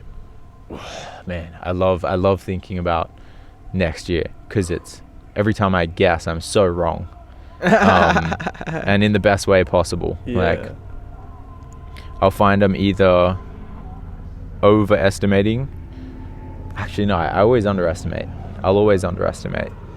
I have dreams and I have huge visions and things I want to do, but those always seem to be like far away, like 5-10 years. But every time I seem to think about 12 months from now, I always underestimate where I'm going to be, and then when I get there, I'm like, oh, I'm so much further along than I thought. So to give an answer as to where I think I'll be in 12 months and what that looks like, I hope to, maybe my answer is like, I hope to understand more of what it means to be a man, to be more involved and less impressed in the things that I'm doing, in all aspects, in marriage and business, relationships, friendships, connection with myself. Just want to be more involved, more educated in all aspects. Do you think you'll be in Australia, in Sydney? Oh man, good question. It's tough to know, you know. I'm open to moving anywhere. I'll live wherever I'm called to go. I love where I live. I love out where we are right now. It's my favorite place in the world. Of everywhere I've traveled, this is like wow for me. I think my base will be here. I could be wrong and I'm open to change, but I feel like my base will be here for a while. But if I'm on a work trip this time next year, so be it. Let it come. Yeah, that's it. What do you think would be a dream job for you in the company? A dream story to tell, a dream person to work for or with, or... Man, that's sick. We actually had this conversation the other day. Again, being in this sort of transitional phase, we were like, all right, what are the stories we want to tell right here, right now? Like what's in our hearts? What are we passionate about? And we want to tell a story in New Zealand with our partners. We want to tell a story with a bow hunter based in Australia. And there is another story. We want to tell a story with an ultra runner in America on a trail called the Cocodona 250. It's a 250-mile race. So right now on our heart, those are the stories we want to tell. But if I'm dreaming big. Yeah, bigger, bro, bigger. Man, I would love to I think there's danger in saying I would love to work with certain companies, because I think it can kind of, you know, you have your heroes in companies, and then you get to work with them and you find out they're not as, you know, good as you thought they were, as ethical or as mission based as you thought they were, and maybe they actually are more just about money than the way they advertise themselves to be. So I don't want to set a trap up for myself to be disappointed and say a certain company, but I just hope I'm working with really awesome people. Whatever the individual is, the athlete, the company, whoever it is, I want awesome people. And I really have a desire to go somewhere really, really remote with my work. I don't know, Antarctica, middle of the Amazon, just somewhere where I have this moment and I look at Kyle and I'm like, dude, where the hell are we right now? How do we go? Yeah, I want one of those moments. They're my favourite moments. I have to pee again because I'm drinking Sydney tap water. Dude, this is belter. Is she still recording? Yeah, we are on. How does it look? It looks so funny. Yeah? Like, it looks the best. Sick.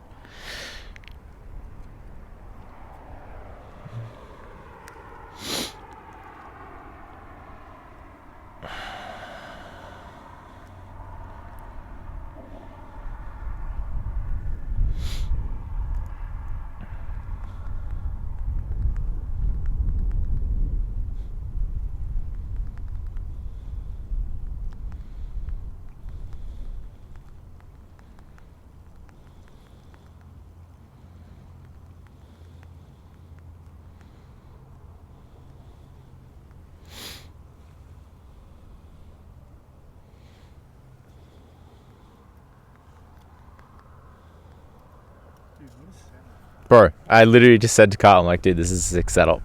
We're going to do this again, and we're going to get the whole sunset, and the day's going to be... Yeah. We need to be black right now. Yeah. It feels perfect that it's just our little faces. Yes. The microphones on a rock. Yeah. And I think it'll be hectic. When there's more colour and... Yes. It's bigger than us. Yeah. Yeah. But I think like how we had to do this because then it's just the more reason to do it again when it's sunny. Yeah, 100%, man. And in summer, the sunsets are like slower and longer and later. So it'll be cool. Yeah, bro. Yeah. I love it. What's on your heart? What's on my heart right now? On my heart right now is to be authentic. To be radically, unapologetically authentic.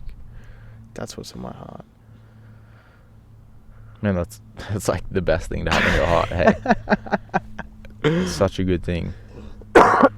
Like, does it feel like a conviction to be authentic? It feels like it's like this is something I need to do, and it's, you know, maybe not something I'm doing all the time, but it's like this constant, I know this is where I need to be because that's where I feel the most peace. Yes. Or is it just a liberating, like, I need to do this? Like, what is that kind of need? Oh, for sure. It's very intentional. And the need is to be free. Yeah.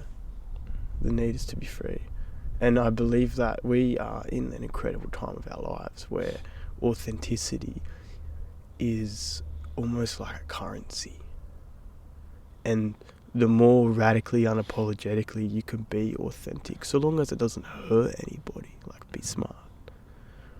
But so long as you can live in that space, then that becomes the natural filtration method for you to attract those people that you need to take you to where you want to go. And I think about the conference I was at last weekend, and I wore a green tracksuit and no shoes, and my hair was out after I'd been for a swim at the beach, because I'm like, this is me. This is authentically me. I don't need to wear... I love dressing up. I love wearing business clothes. But I was like, this was my logical decision. I'm at a conference. It's probably going to be cold in there. I know I'm not going to wear shoes. This tracksuit is the colour of my business. Tick, tick, tick. This is what I'm wearing. Perfect. And the first conversation I had with somebody was, he looks at my foot Ferraris and he goes, you're doing a bit of grounding, mate. I said, I live like this.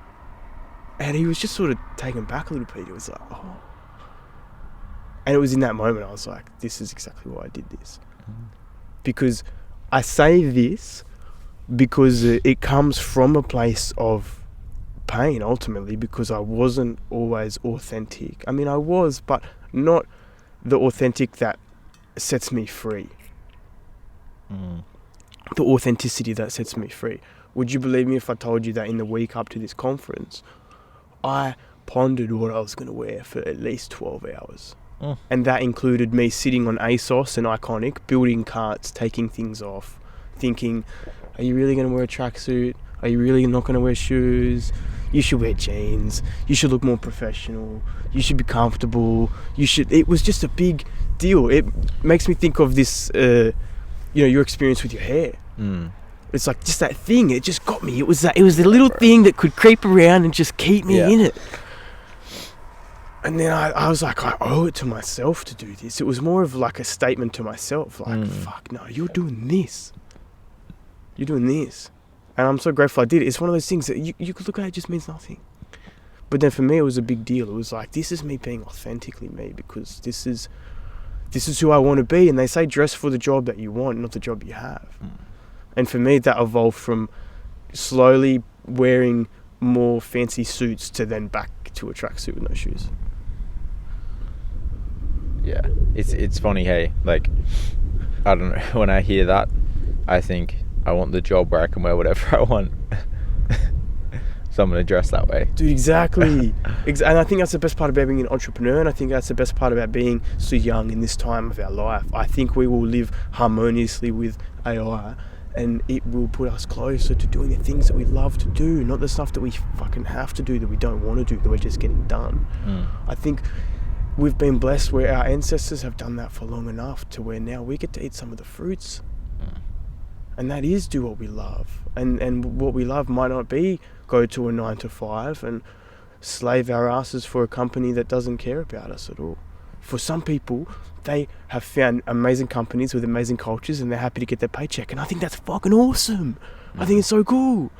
But there's also other people like us who haven't realized this just yet, that they are entrepreneurs at their core. And there is a path in front of them. Everybody's got their own path, but it's like some people, that's it. So everybody has their own path. But some people aren't on the path that they want to be. And that seems to be very common. It seems to be very common, and why I live so radically authentically right now, and why it's such a high value for me, because it's also like an act of service and inspiration for others. Like, yeah, I'll wear tracksuit and no shoes for me so I can filter people out and I can have funny conversations and all of this. But then it's also like, I had 2 conversations with people. One person said, I'm not going to wear shoes tomorrow too, because I actually don't want to wear shoes. Another person comes up to me the next day and says, this is what I actually want to wear. What I wore yesterday isn't me. I just wore what I thought I needed to. And I was like, whoa, that's it. That's it. Inspiration. It's a beautiful thing, inspiration, because it creates the platform for people to be the creative of their own life. What sort of life do you want to create for yourself, in your families, in your work?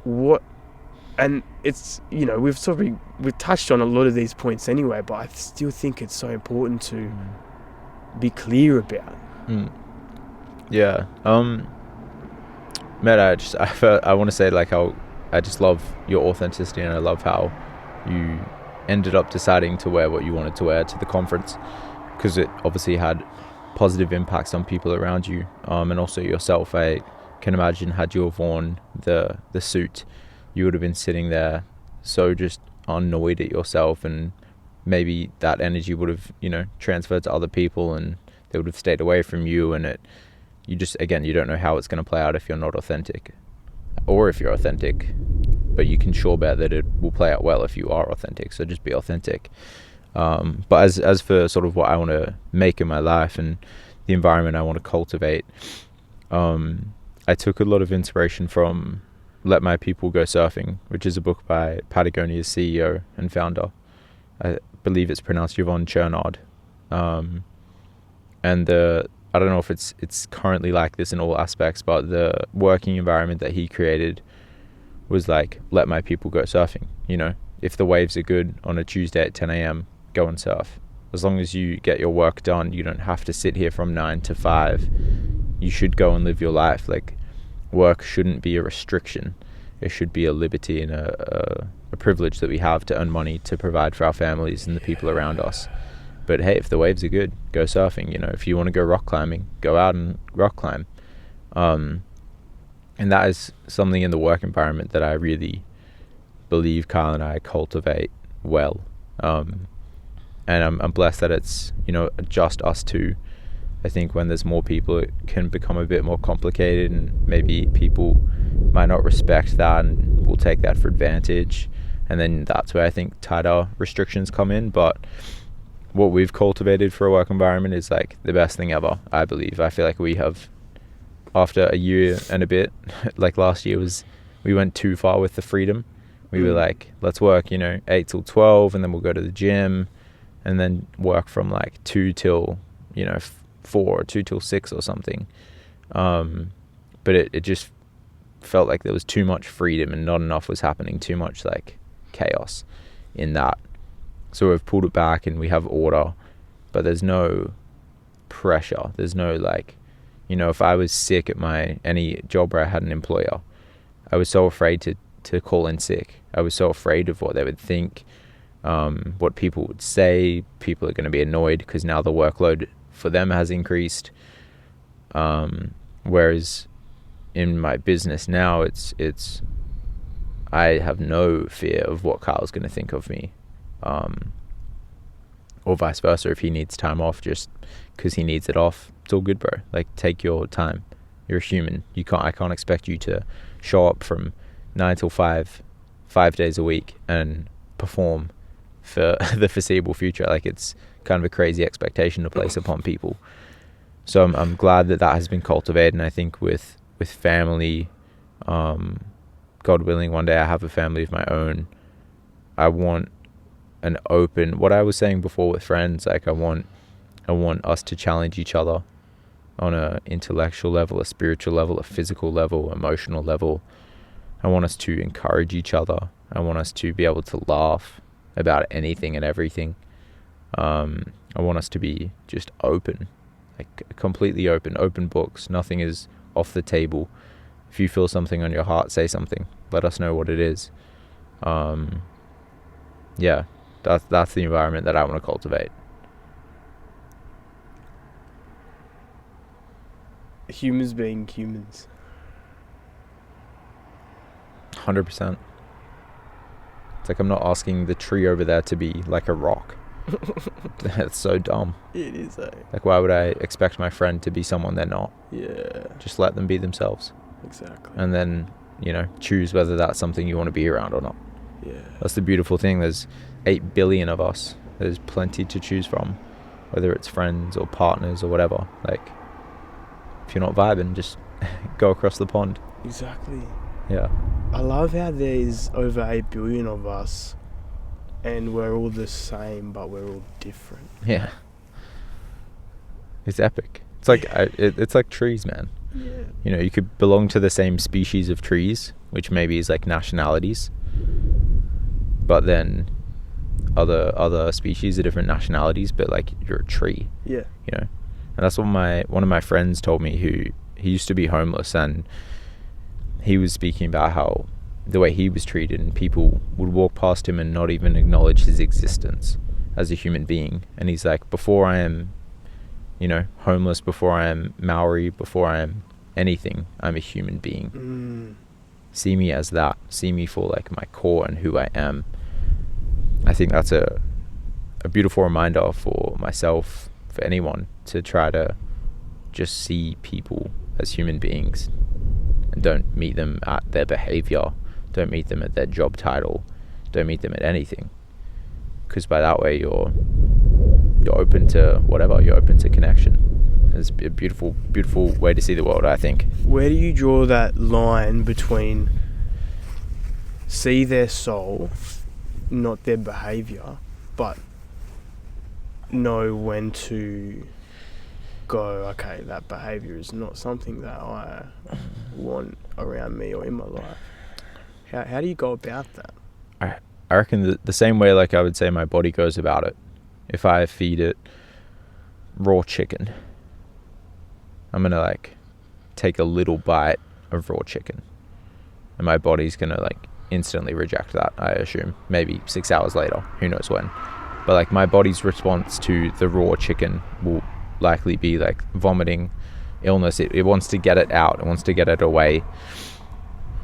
And maybe that happens once and I go, I'll try it again. Maybe raw chicken's a bad example. Maybe it's like strawberries I'm allergic to. Not that I am, but if I was. have strawberries, and then I throw up. And I'm like, oh, might have been something else, but I try it again. I'm like, oh, I threw up again. Okay, it's definitely the strawberries. Then I'm going to be like, well, I should stay away from strawberries, right? Because that's going to make me sick. I think people are the same. I think, again, to judge someone right off the bat, I don't like that. I think you should always indulge, and give everyone a chance. And if it makes you sick, if that person's, not behaving in a way that aligns with you, then if you feel like you want to give them another chance or try that again, go for it. But if it's something straight off the bat where you're like, belly food poisoning sick, you're like, oh, I'm never going there again. I just kind of treat it like that, I guess. I love that. I had an analogy at the top of my head that I was going to say that, and then after I said I love that, it just flew. In the wind. Literally in the wind. It's done. Let's do a little bit of breath work, because I was walking to the markets in Bathurst for the Winter Festival, and I didn't pick the best outfit in the world. I've been sinking into this belief that my mind is the most powerful thing in the world, and I've been investing as much as I can into the belief and looking for evidence in that belief. And then so I was walking to this festival, and I'm cold as fuck. I'm literally so cold, I'm shivering. And then I remembered that I can warm my body up with my breath. And so we're going to do that right now. Hell yeah. So if you're driving, be cautious. Maybe don't do it. Listen. But yeah, let's do this. So I'm going to take us through a quick guided breath work called the breath of fire that is going to help raise that temperature inside of us to feel extra toasty. I would appreciate that. Okay, so close your eyes gently, straighten up, and just feel your stomach. And I want you to breathe in and push your stomach out, and then breathe out and pull your stomach in, and really think about the stomach muscles. So you breathe in and you push them out, breathe out and you push it in. And we're just going to do that a few times just to feel it. So breathe in, out, in, out, in, out. Okay, we got it. We got the connection going. So we're going to do a bunch of these rounds. We're just going to do them at the same time, because we'll listen to our breath and we're going to sync that up with each other just through intuition. And then after a period of time, I'm just going to say stop. We're going to blow all the air out and we're just going to hold. The breath of fire, beginning in 3, 2, 1. In, out, continue.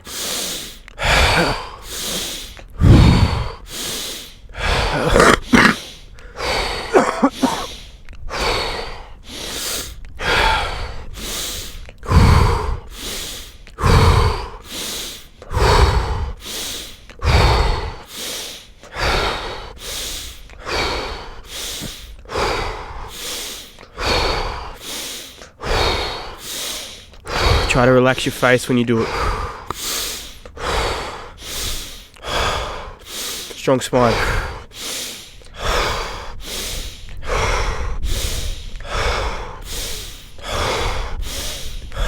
Faster.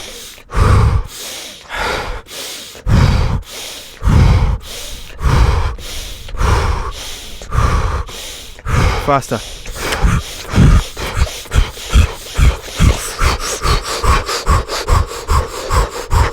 Blow it all out. And hold. Sink in to the deepest part of your spine. Into your root chakra, into your nuts, into your groin. Sink there and relax.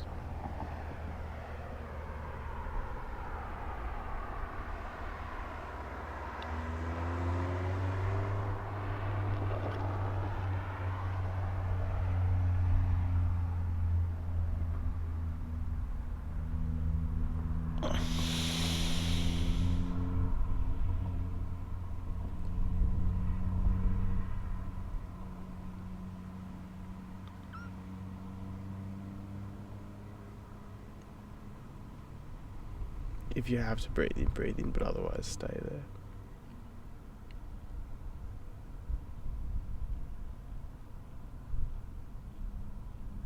Pause it if you want to keep going. Breathe in if you've had enough. Hold at the top.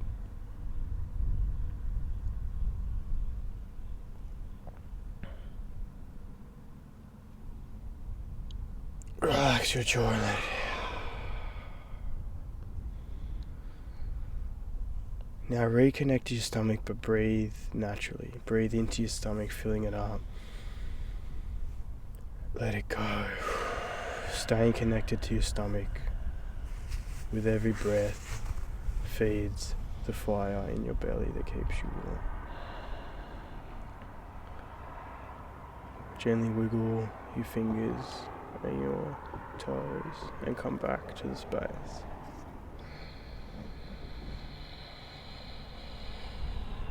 Oh, that was amazing. That was cracker. That was beautiful. I'm so warm and just calm, man. Oh, bro, breathwork for me is one of those things that, like, it's like your medicine, you know, but you forget how good it is. It's like water sometimes. It's like, you know, when you are hydrated, you feel so good. It's like with breathwork, when I do it, I feel amazing, but I just often find myself not doing it. But it's so good. It's so good. It's so good, bro. That's it. It's one of those things. It's one of those slices to the pie that I have found. And then to extend on that, within that slice of pie, you've got the blueberries, you've got the raspberries, and you've got the crust. And the blueberries are the sweet part that you can eat right now. And so you can literally do this. Breathe in through your nose into your belly. Fill yourself up. One more sniff. And let it go. And you just did breath work, baby. You did it. Bro, thank you. And then you can eat the crust. It takes you a little bit longer. Might give you a bit more energy. I don't know. Do with that analogy what you will, but you know what I mean. Different types of breath work. And so when people say to me, Peachy Waters, well, I always say to them, have you done breath work? And they go, yeah. And then we define breath work and they realise that they've only tasted it. There's different levels of it. You're experienced with breath work. We did a breath work experience together next to each other. Organically that happened. We were there next to each other. I was on a 24-hour fast. You were on a 72-hour fast? Yes. Run me through that! Bro, that was crazy. Shout out to Big Joe. But I had, like, received from him a couple times. And just amazing experiences. And I was like, I try to fast maybe anywhere from 4 to 6 times a year, like extended, anywhere from 72 to just over 100 hours. And I was like, I reckon it would be a next level experience if I went into a breathwork session fasted. So I just lined it up and did my 3 days and got to the session fasted, ready to get into it. And it was, yeah, I didn't go into it expecting, but I think, because I think surrender is a big element with something like that. But I remember feeling so ready for whatever was going to come my way, whether it was something or nothing. And it was just such an amazing experience. My strongest memories was just how light everything was and how I didn't need to keep seeking. It was like, stop looking ahead, look around. That I felt like almost that was the message for me in that session, in that experience. I was trying to like look ahead for the garden, but I'm standing in the garden. Look around and appreciate where you are. Appreciate the nature that you're in. So I'd say that was for me like the big experience of that, but being next to you, and I think it was unexpected. I'm like, oh, Peachy, you're here. Being next to you as well, like quite literally, there was, I don't know, 40 people in that room. We just happened to be next to each other, which is a blessing. And man, we were cooking over there. We were heating that room up and putting some spice into it all. And I know you had a wild experience. Yeah, what was that like for you, and what has been your takeaway? Oh, dude, it was mental. It was mental. I blacked out. I completely blacked out. And what I understood now, what that experience was that I was I had knocked on the door of a deep part of my psyche, and I was tested, and I didn't fail the test, but I wasn't ready to go into that yet. But that experience taught me what the warning signs are, how to listen to the bird whistles, so that when it happened in the future, I was like prepared for it. And one of those moments was when I did the breathwork session I cured celiac disease in. I was on day 4, so it was chakra breathwork.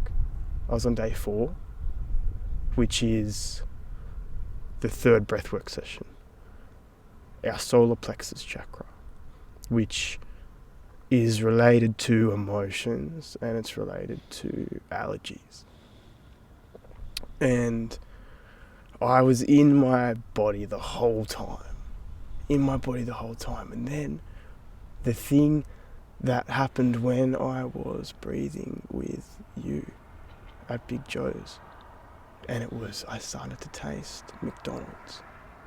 And think about how fucking much I would love a burger right now. But I realised, I was like, it's a trap. Come back to the body. You will eat later. I come back to the body, I keep breathing. I feel this pressure in my head, my mentor comes around. He does a process on me to help release this pressure by talking to my subconscious. I have a huge purge, dry heaving, coughing, more dry heaving, the final cough. And a little voice popped into my head and said, you just cured your celiac disease. Whoa. And I said, what the fuck was that? What was that? And I said this to him. I said, Michael, this is what happened. And bless his cotton socks, he goes, oh, you probably did. And I'm like, what the fuck, man? Tell me I'm nuts. 4 months go by. I do not eat gluten. I'm in India with my partner at the time. And she's like, come on, Peach, try gluten. Do you really think the Indians care about cross-contamination? And I was like, true. But I'm afraid. A few weeks go by. Okay, fine, I'll try it. You'll take care of me. It's all good. Worst case scenario, I get sick. Best case scenario, I eat gluten. I started with a Kinder Bueno, of course. Nothing happened. The next day I had 2 slices of pizza. Fresh pizza. Nothing happened. The next day I had 12 beers. The step up. Oh my gosh. And a packet of chicken wings. And all I felt was hungover. Wow. Dude, it was nuts. And this came about because one day I had this thought that what if my body manifested celiac disease to help purge the trauma from what happened when I was a kid, as an alternative to developing something really fucked like cancer? What if? Because what would happen when I would do certain breathwork sessions is that I would have purges. Energy's leaving my body. I'm coughing, I'm dry heaving, I'm shaking, I'm spitting. And then I would start to process some of these traumas and it would take me back to when I was a kid. And I'm just like, well, what if that's how I had to survive? Because what if this all is energy? And what if the same way that when we have too much sugar and our body can't process the sugar, it turns into fat? What if we have more emotions that our body can handle and we can't process them for whatever reason? We're alone, we don't feel safe, enter whatever you want in there. But they don't get processed and they're stored in your body, but not as fat, as dis-ease. And the flavour of dis-ease I got was celiac. I was tested when I was 3, retested when I was 14, blood tests. I would eat gluten unconsciously and get sick. Wow. Thinking it was gluten-free. 1,000,000% thinking it was gluten-free, and then get sick to the point where, in one instance, I was laying on my friend's carpet at his grandma's house while I'm dry heaving into a bucket in the fetal position. Oh my gosh. I literally can't move. That's wild, man. And then now I eat, fuck, man, I love beer. Holy shit. Carlton Dry. Slept on. Dude. But that for me is a long answer to that question, but to this thing that breathwork is like a magic medicine that your body can use to give you the thing that you need. And you said you've done many breathwork experiences. That was your third one with Big Joe, and you decided to go fasted. What did you get from that experience? Like breathwork alone, but then also, why did you want to fast? Man, I think, first of all, I actually didn't know that. Yeah, I know. That's why I sprinkled it in. It'd be funny. Yeah, that was wild. That's like awesome. Like, yeah, I'm so happy for you. Thanks, bro. That's also an insane experience. Yeah. Spooky, as you would say. But I think for me, the desire to fast is just from like leveling up, I would say. I love doing something, and then if I do it again, I want to turn up the intensity. That's kind of how I've always been. I enjoy stepping into the unknown in kind of everything in that sense. So having done it a couple times on a normal, eating schedule, I was like, oh, I reckon fasted would be quite a bit more intense. So it was really just curiosity and desire that led me to do that. And yeah, I think for me, every time I've done it, I've just experienced different visions and different feelings around those visions. I haven't had anything quite as profound as healing of some disease. But what I had the time before the fasted one was like, I saw these like panther eyes. Like it was pitch black, and I just saw this like outline of like a panther's face, and these two like eyes, these golden eyes from memory, like orangey gold, and they were closed, and then I was staring at it and it just opened, and it was like this fierce, ferocious kind of opening. And for me, that was like a sign of my competitive nature. I've always been extremely competitive ever since birth. If you can win it, I'm there to win. For me, having fun was winning. Like I didn't understand what it meant to have fun in any competition or sport or card game, board game, anything. Winning was fun. And when I was about 18, I saw the ugly side in that and shut all of that out. And not in a like get out of here kind of way, a way of like, I don't align with this, I don't want this in my life, I'm not going to lean into it. And I did that for 6 years, five years.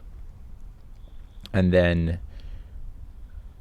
I had had this inkling that was something I was like needing to tap back into.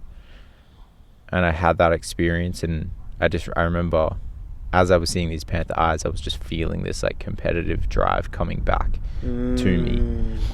And when they opened and I felt that, I was like, I see what this is. Like I've evolved now, and I'm more mature now, and I can like handle this beast of a freaking panther.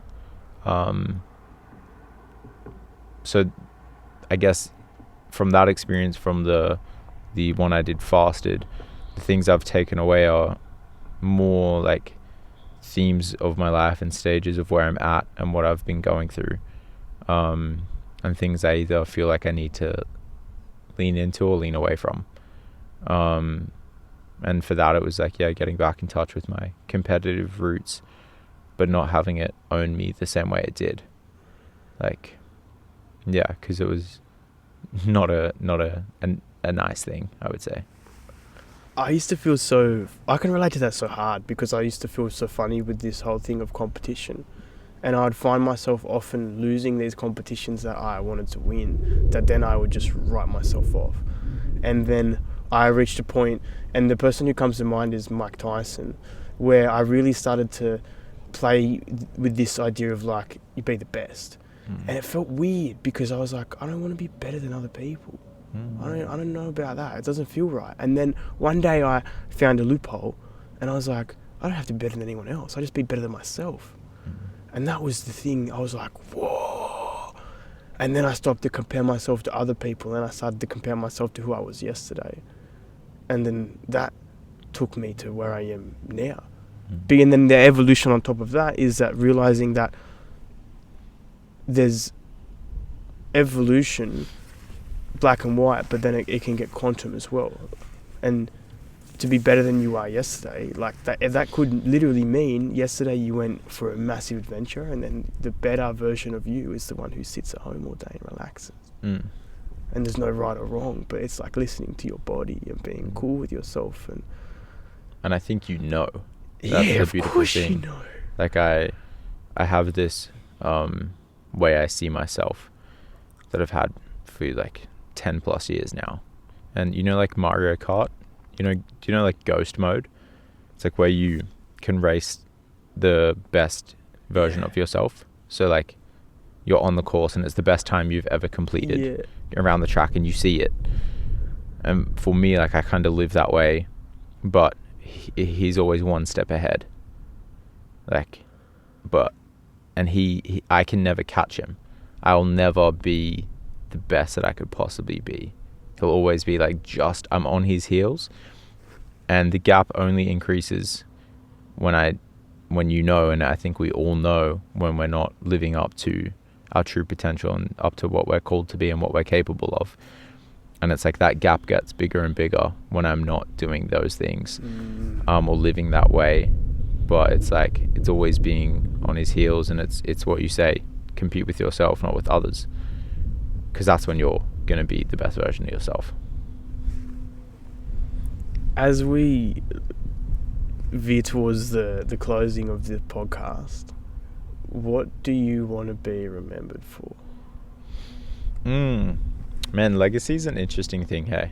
Like, I remember, I don't know how many years ago it was, but I was running in like Terry Hills in the streets, and I was just bawling my eyes out, like crying so hard, because I felt like I was just fighting with this battle of, I want to be remembered, I want to be, written about in history books. But then there was part of me that just felt so wrong about that. Just some part of me that rejected that. And I was just running along, just crying.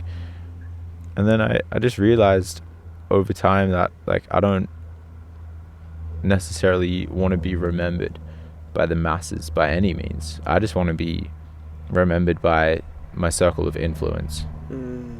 Whether at that point in my life where I pass, it's one person, 10 people, 100 people, thousands, who knows how many. But I just hope my circle of influence remembers me as someone who tried to spread light into this world. That's quite literally it. Like, I just want to be remembered as someone who tried to spread light into this world, who showed up for himself, showed up for others every day, and just did the damn thing, whatever that may be. I love it, bro. I love it. And you're doing it. I appreciate it. You know you're doing it too. Bro, and likewise, man. Like, it's so cool to see you, just physically for starters, but also to see you on this journey. Yeah, from the guy I met all those years ago with the big moustache and the green tux to the man sitting in front of me. Like, night and day in the best possible way. And I'm grateful. Bro, thank you, brother. Thank you. It's been an absolute blessing to hear some of your words of wisdom. Yeah, it's been fabulous. It's been absolutely fabulous. Blessing in disguise to come out here on such short notice into such a beautiful location. Like, wow. I know that the people who know and love you that will listen to this purely because it's you, I hope I was able to extract the words of Joshy wisdom out of you, and I hope they have something that can hit their soul. And to anybody who may never have even heard your name, I hope that they can take their own version of this from the conversation, because I certainly had a ball, man. I'll listen to this and I'm gonna love it. Likewise, man. I've really enjoyed our time, and man, I'm just so happy seeing you. Like, again, seeing your growth and evolution. It's like, it's so freaking awesome seeing where you're at and seeing the light that you're spreading into this world. It's really beautiful. I appreciate that, bro. I appreciate that. We're putting light into the world, one light bulb at a time. That's it, brother. We'll have another chat soon with a beautiful sunset. I know it's going to be gorgeous. Maybe a cheeky feed as well. We have to. Cook up a steak or something up here. Bro. We have to, because there's so many more things that I want to ask you, really. I love that we could just talk forever. Forever, man. And, absolutely love it. Bro, and things I want to ask you. I feel like I was chatting the whole time, but no, that's the point. Yeah. But yeah, that's the beautiful thing about this. Maybe it's like our own version of, you know, Duncan Trussell and Joe Rogan. It's like they just get on every few often and just chat a combination of real shit and bullshit. Yeah, I feel like that's us. Every time we catch up, it's like that. Yeah, it's just unreal. So thank you so much, brother. Big love. Have a beautiful day. See what you can do to bring light into somebody's day, and even if that is yourself, even if you just start with yourself, or not, whatever you feel. Sometimes you give light to other people, that naturally gives light to yourself. You'll know what direction to go, but yeah, be a light. Beautiful, man. Oh, brother, that was cracker. Bro, that was dope. That was cracker. I can't feel my feet. I gotta pee so bad. 2 hours and 16 minutes. Oh, dude, epic. Love a good chat. Oh, belter.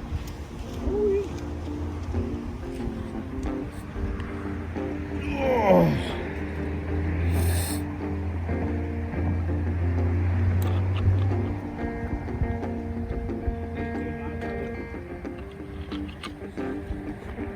It's just gorgeous, eh? Yeah, it's sick.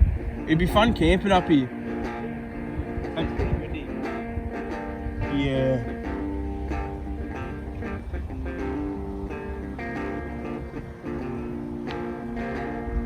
Wow.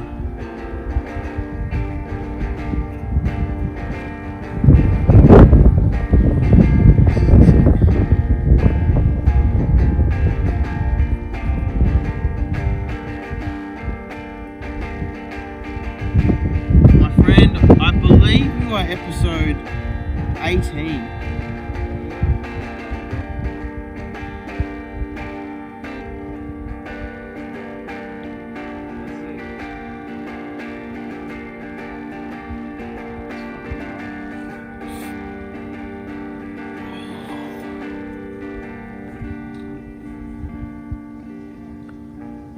It's cool racking them up, eh? The numbers. Oh, I love it. Like, it feels good just being like, dude, I'm almost at 20, bro, I'm almost at 30, 40, like, before you know it, it's like, dude, I've been doing this a year, 2 years. It's awesome. Yeah. No, literally, man. And like, when I think of the journey that I've gone on, this has been such a rock in my journey. Because you think, like, of what you were talking about, how you landed on filmmaking. Yeah. And storytelling specifically. Yeah. Like, Yes. Yeah. the storytelling aspect of filmmaking. Yes. And that was like a destination. Yes. For me, this is a destination. Yeah. Because it's like throughout all of the change in my life in the last, 3 years. Yeah. This has been a consistent thing. This is it. Yeah, man. Bro, that's so awesome. Just, can we turn one of those around? Yes, that for sure. 100%. Man, that's so cool. And it's like, it's so nice when you find that thing, and I think you're such a great conversationalist because you're just speaking from the heart. You're so curious. Every question you ask is rooted in like curiosity. And in my experience in conversation, that is like what makes it genuine and good. Genuine and curious. Because it's you can just like never steady thing. Like you do like podcasts where everything's like pre-rehearsed and scripted, and it's like, right, this is crazy.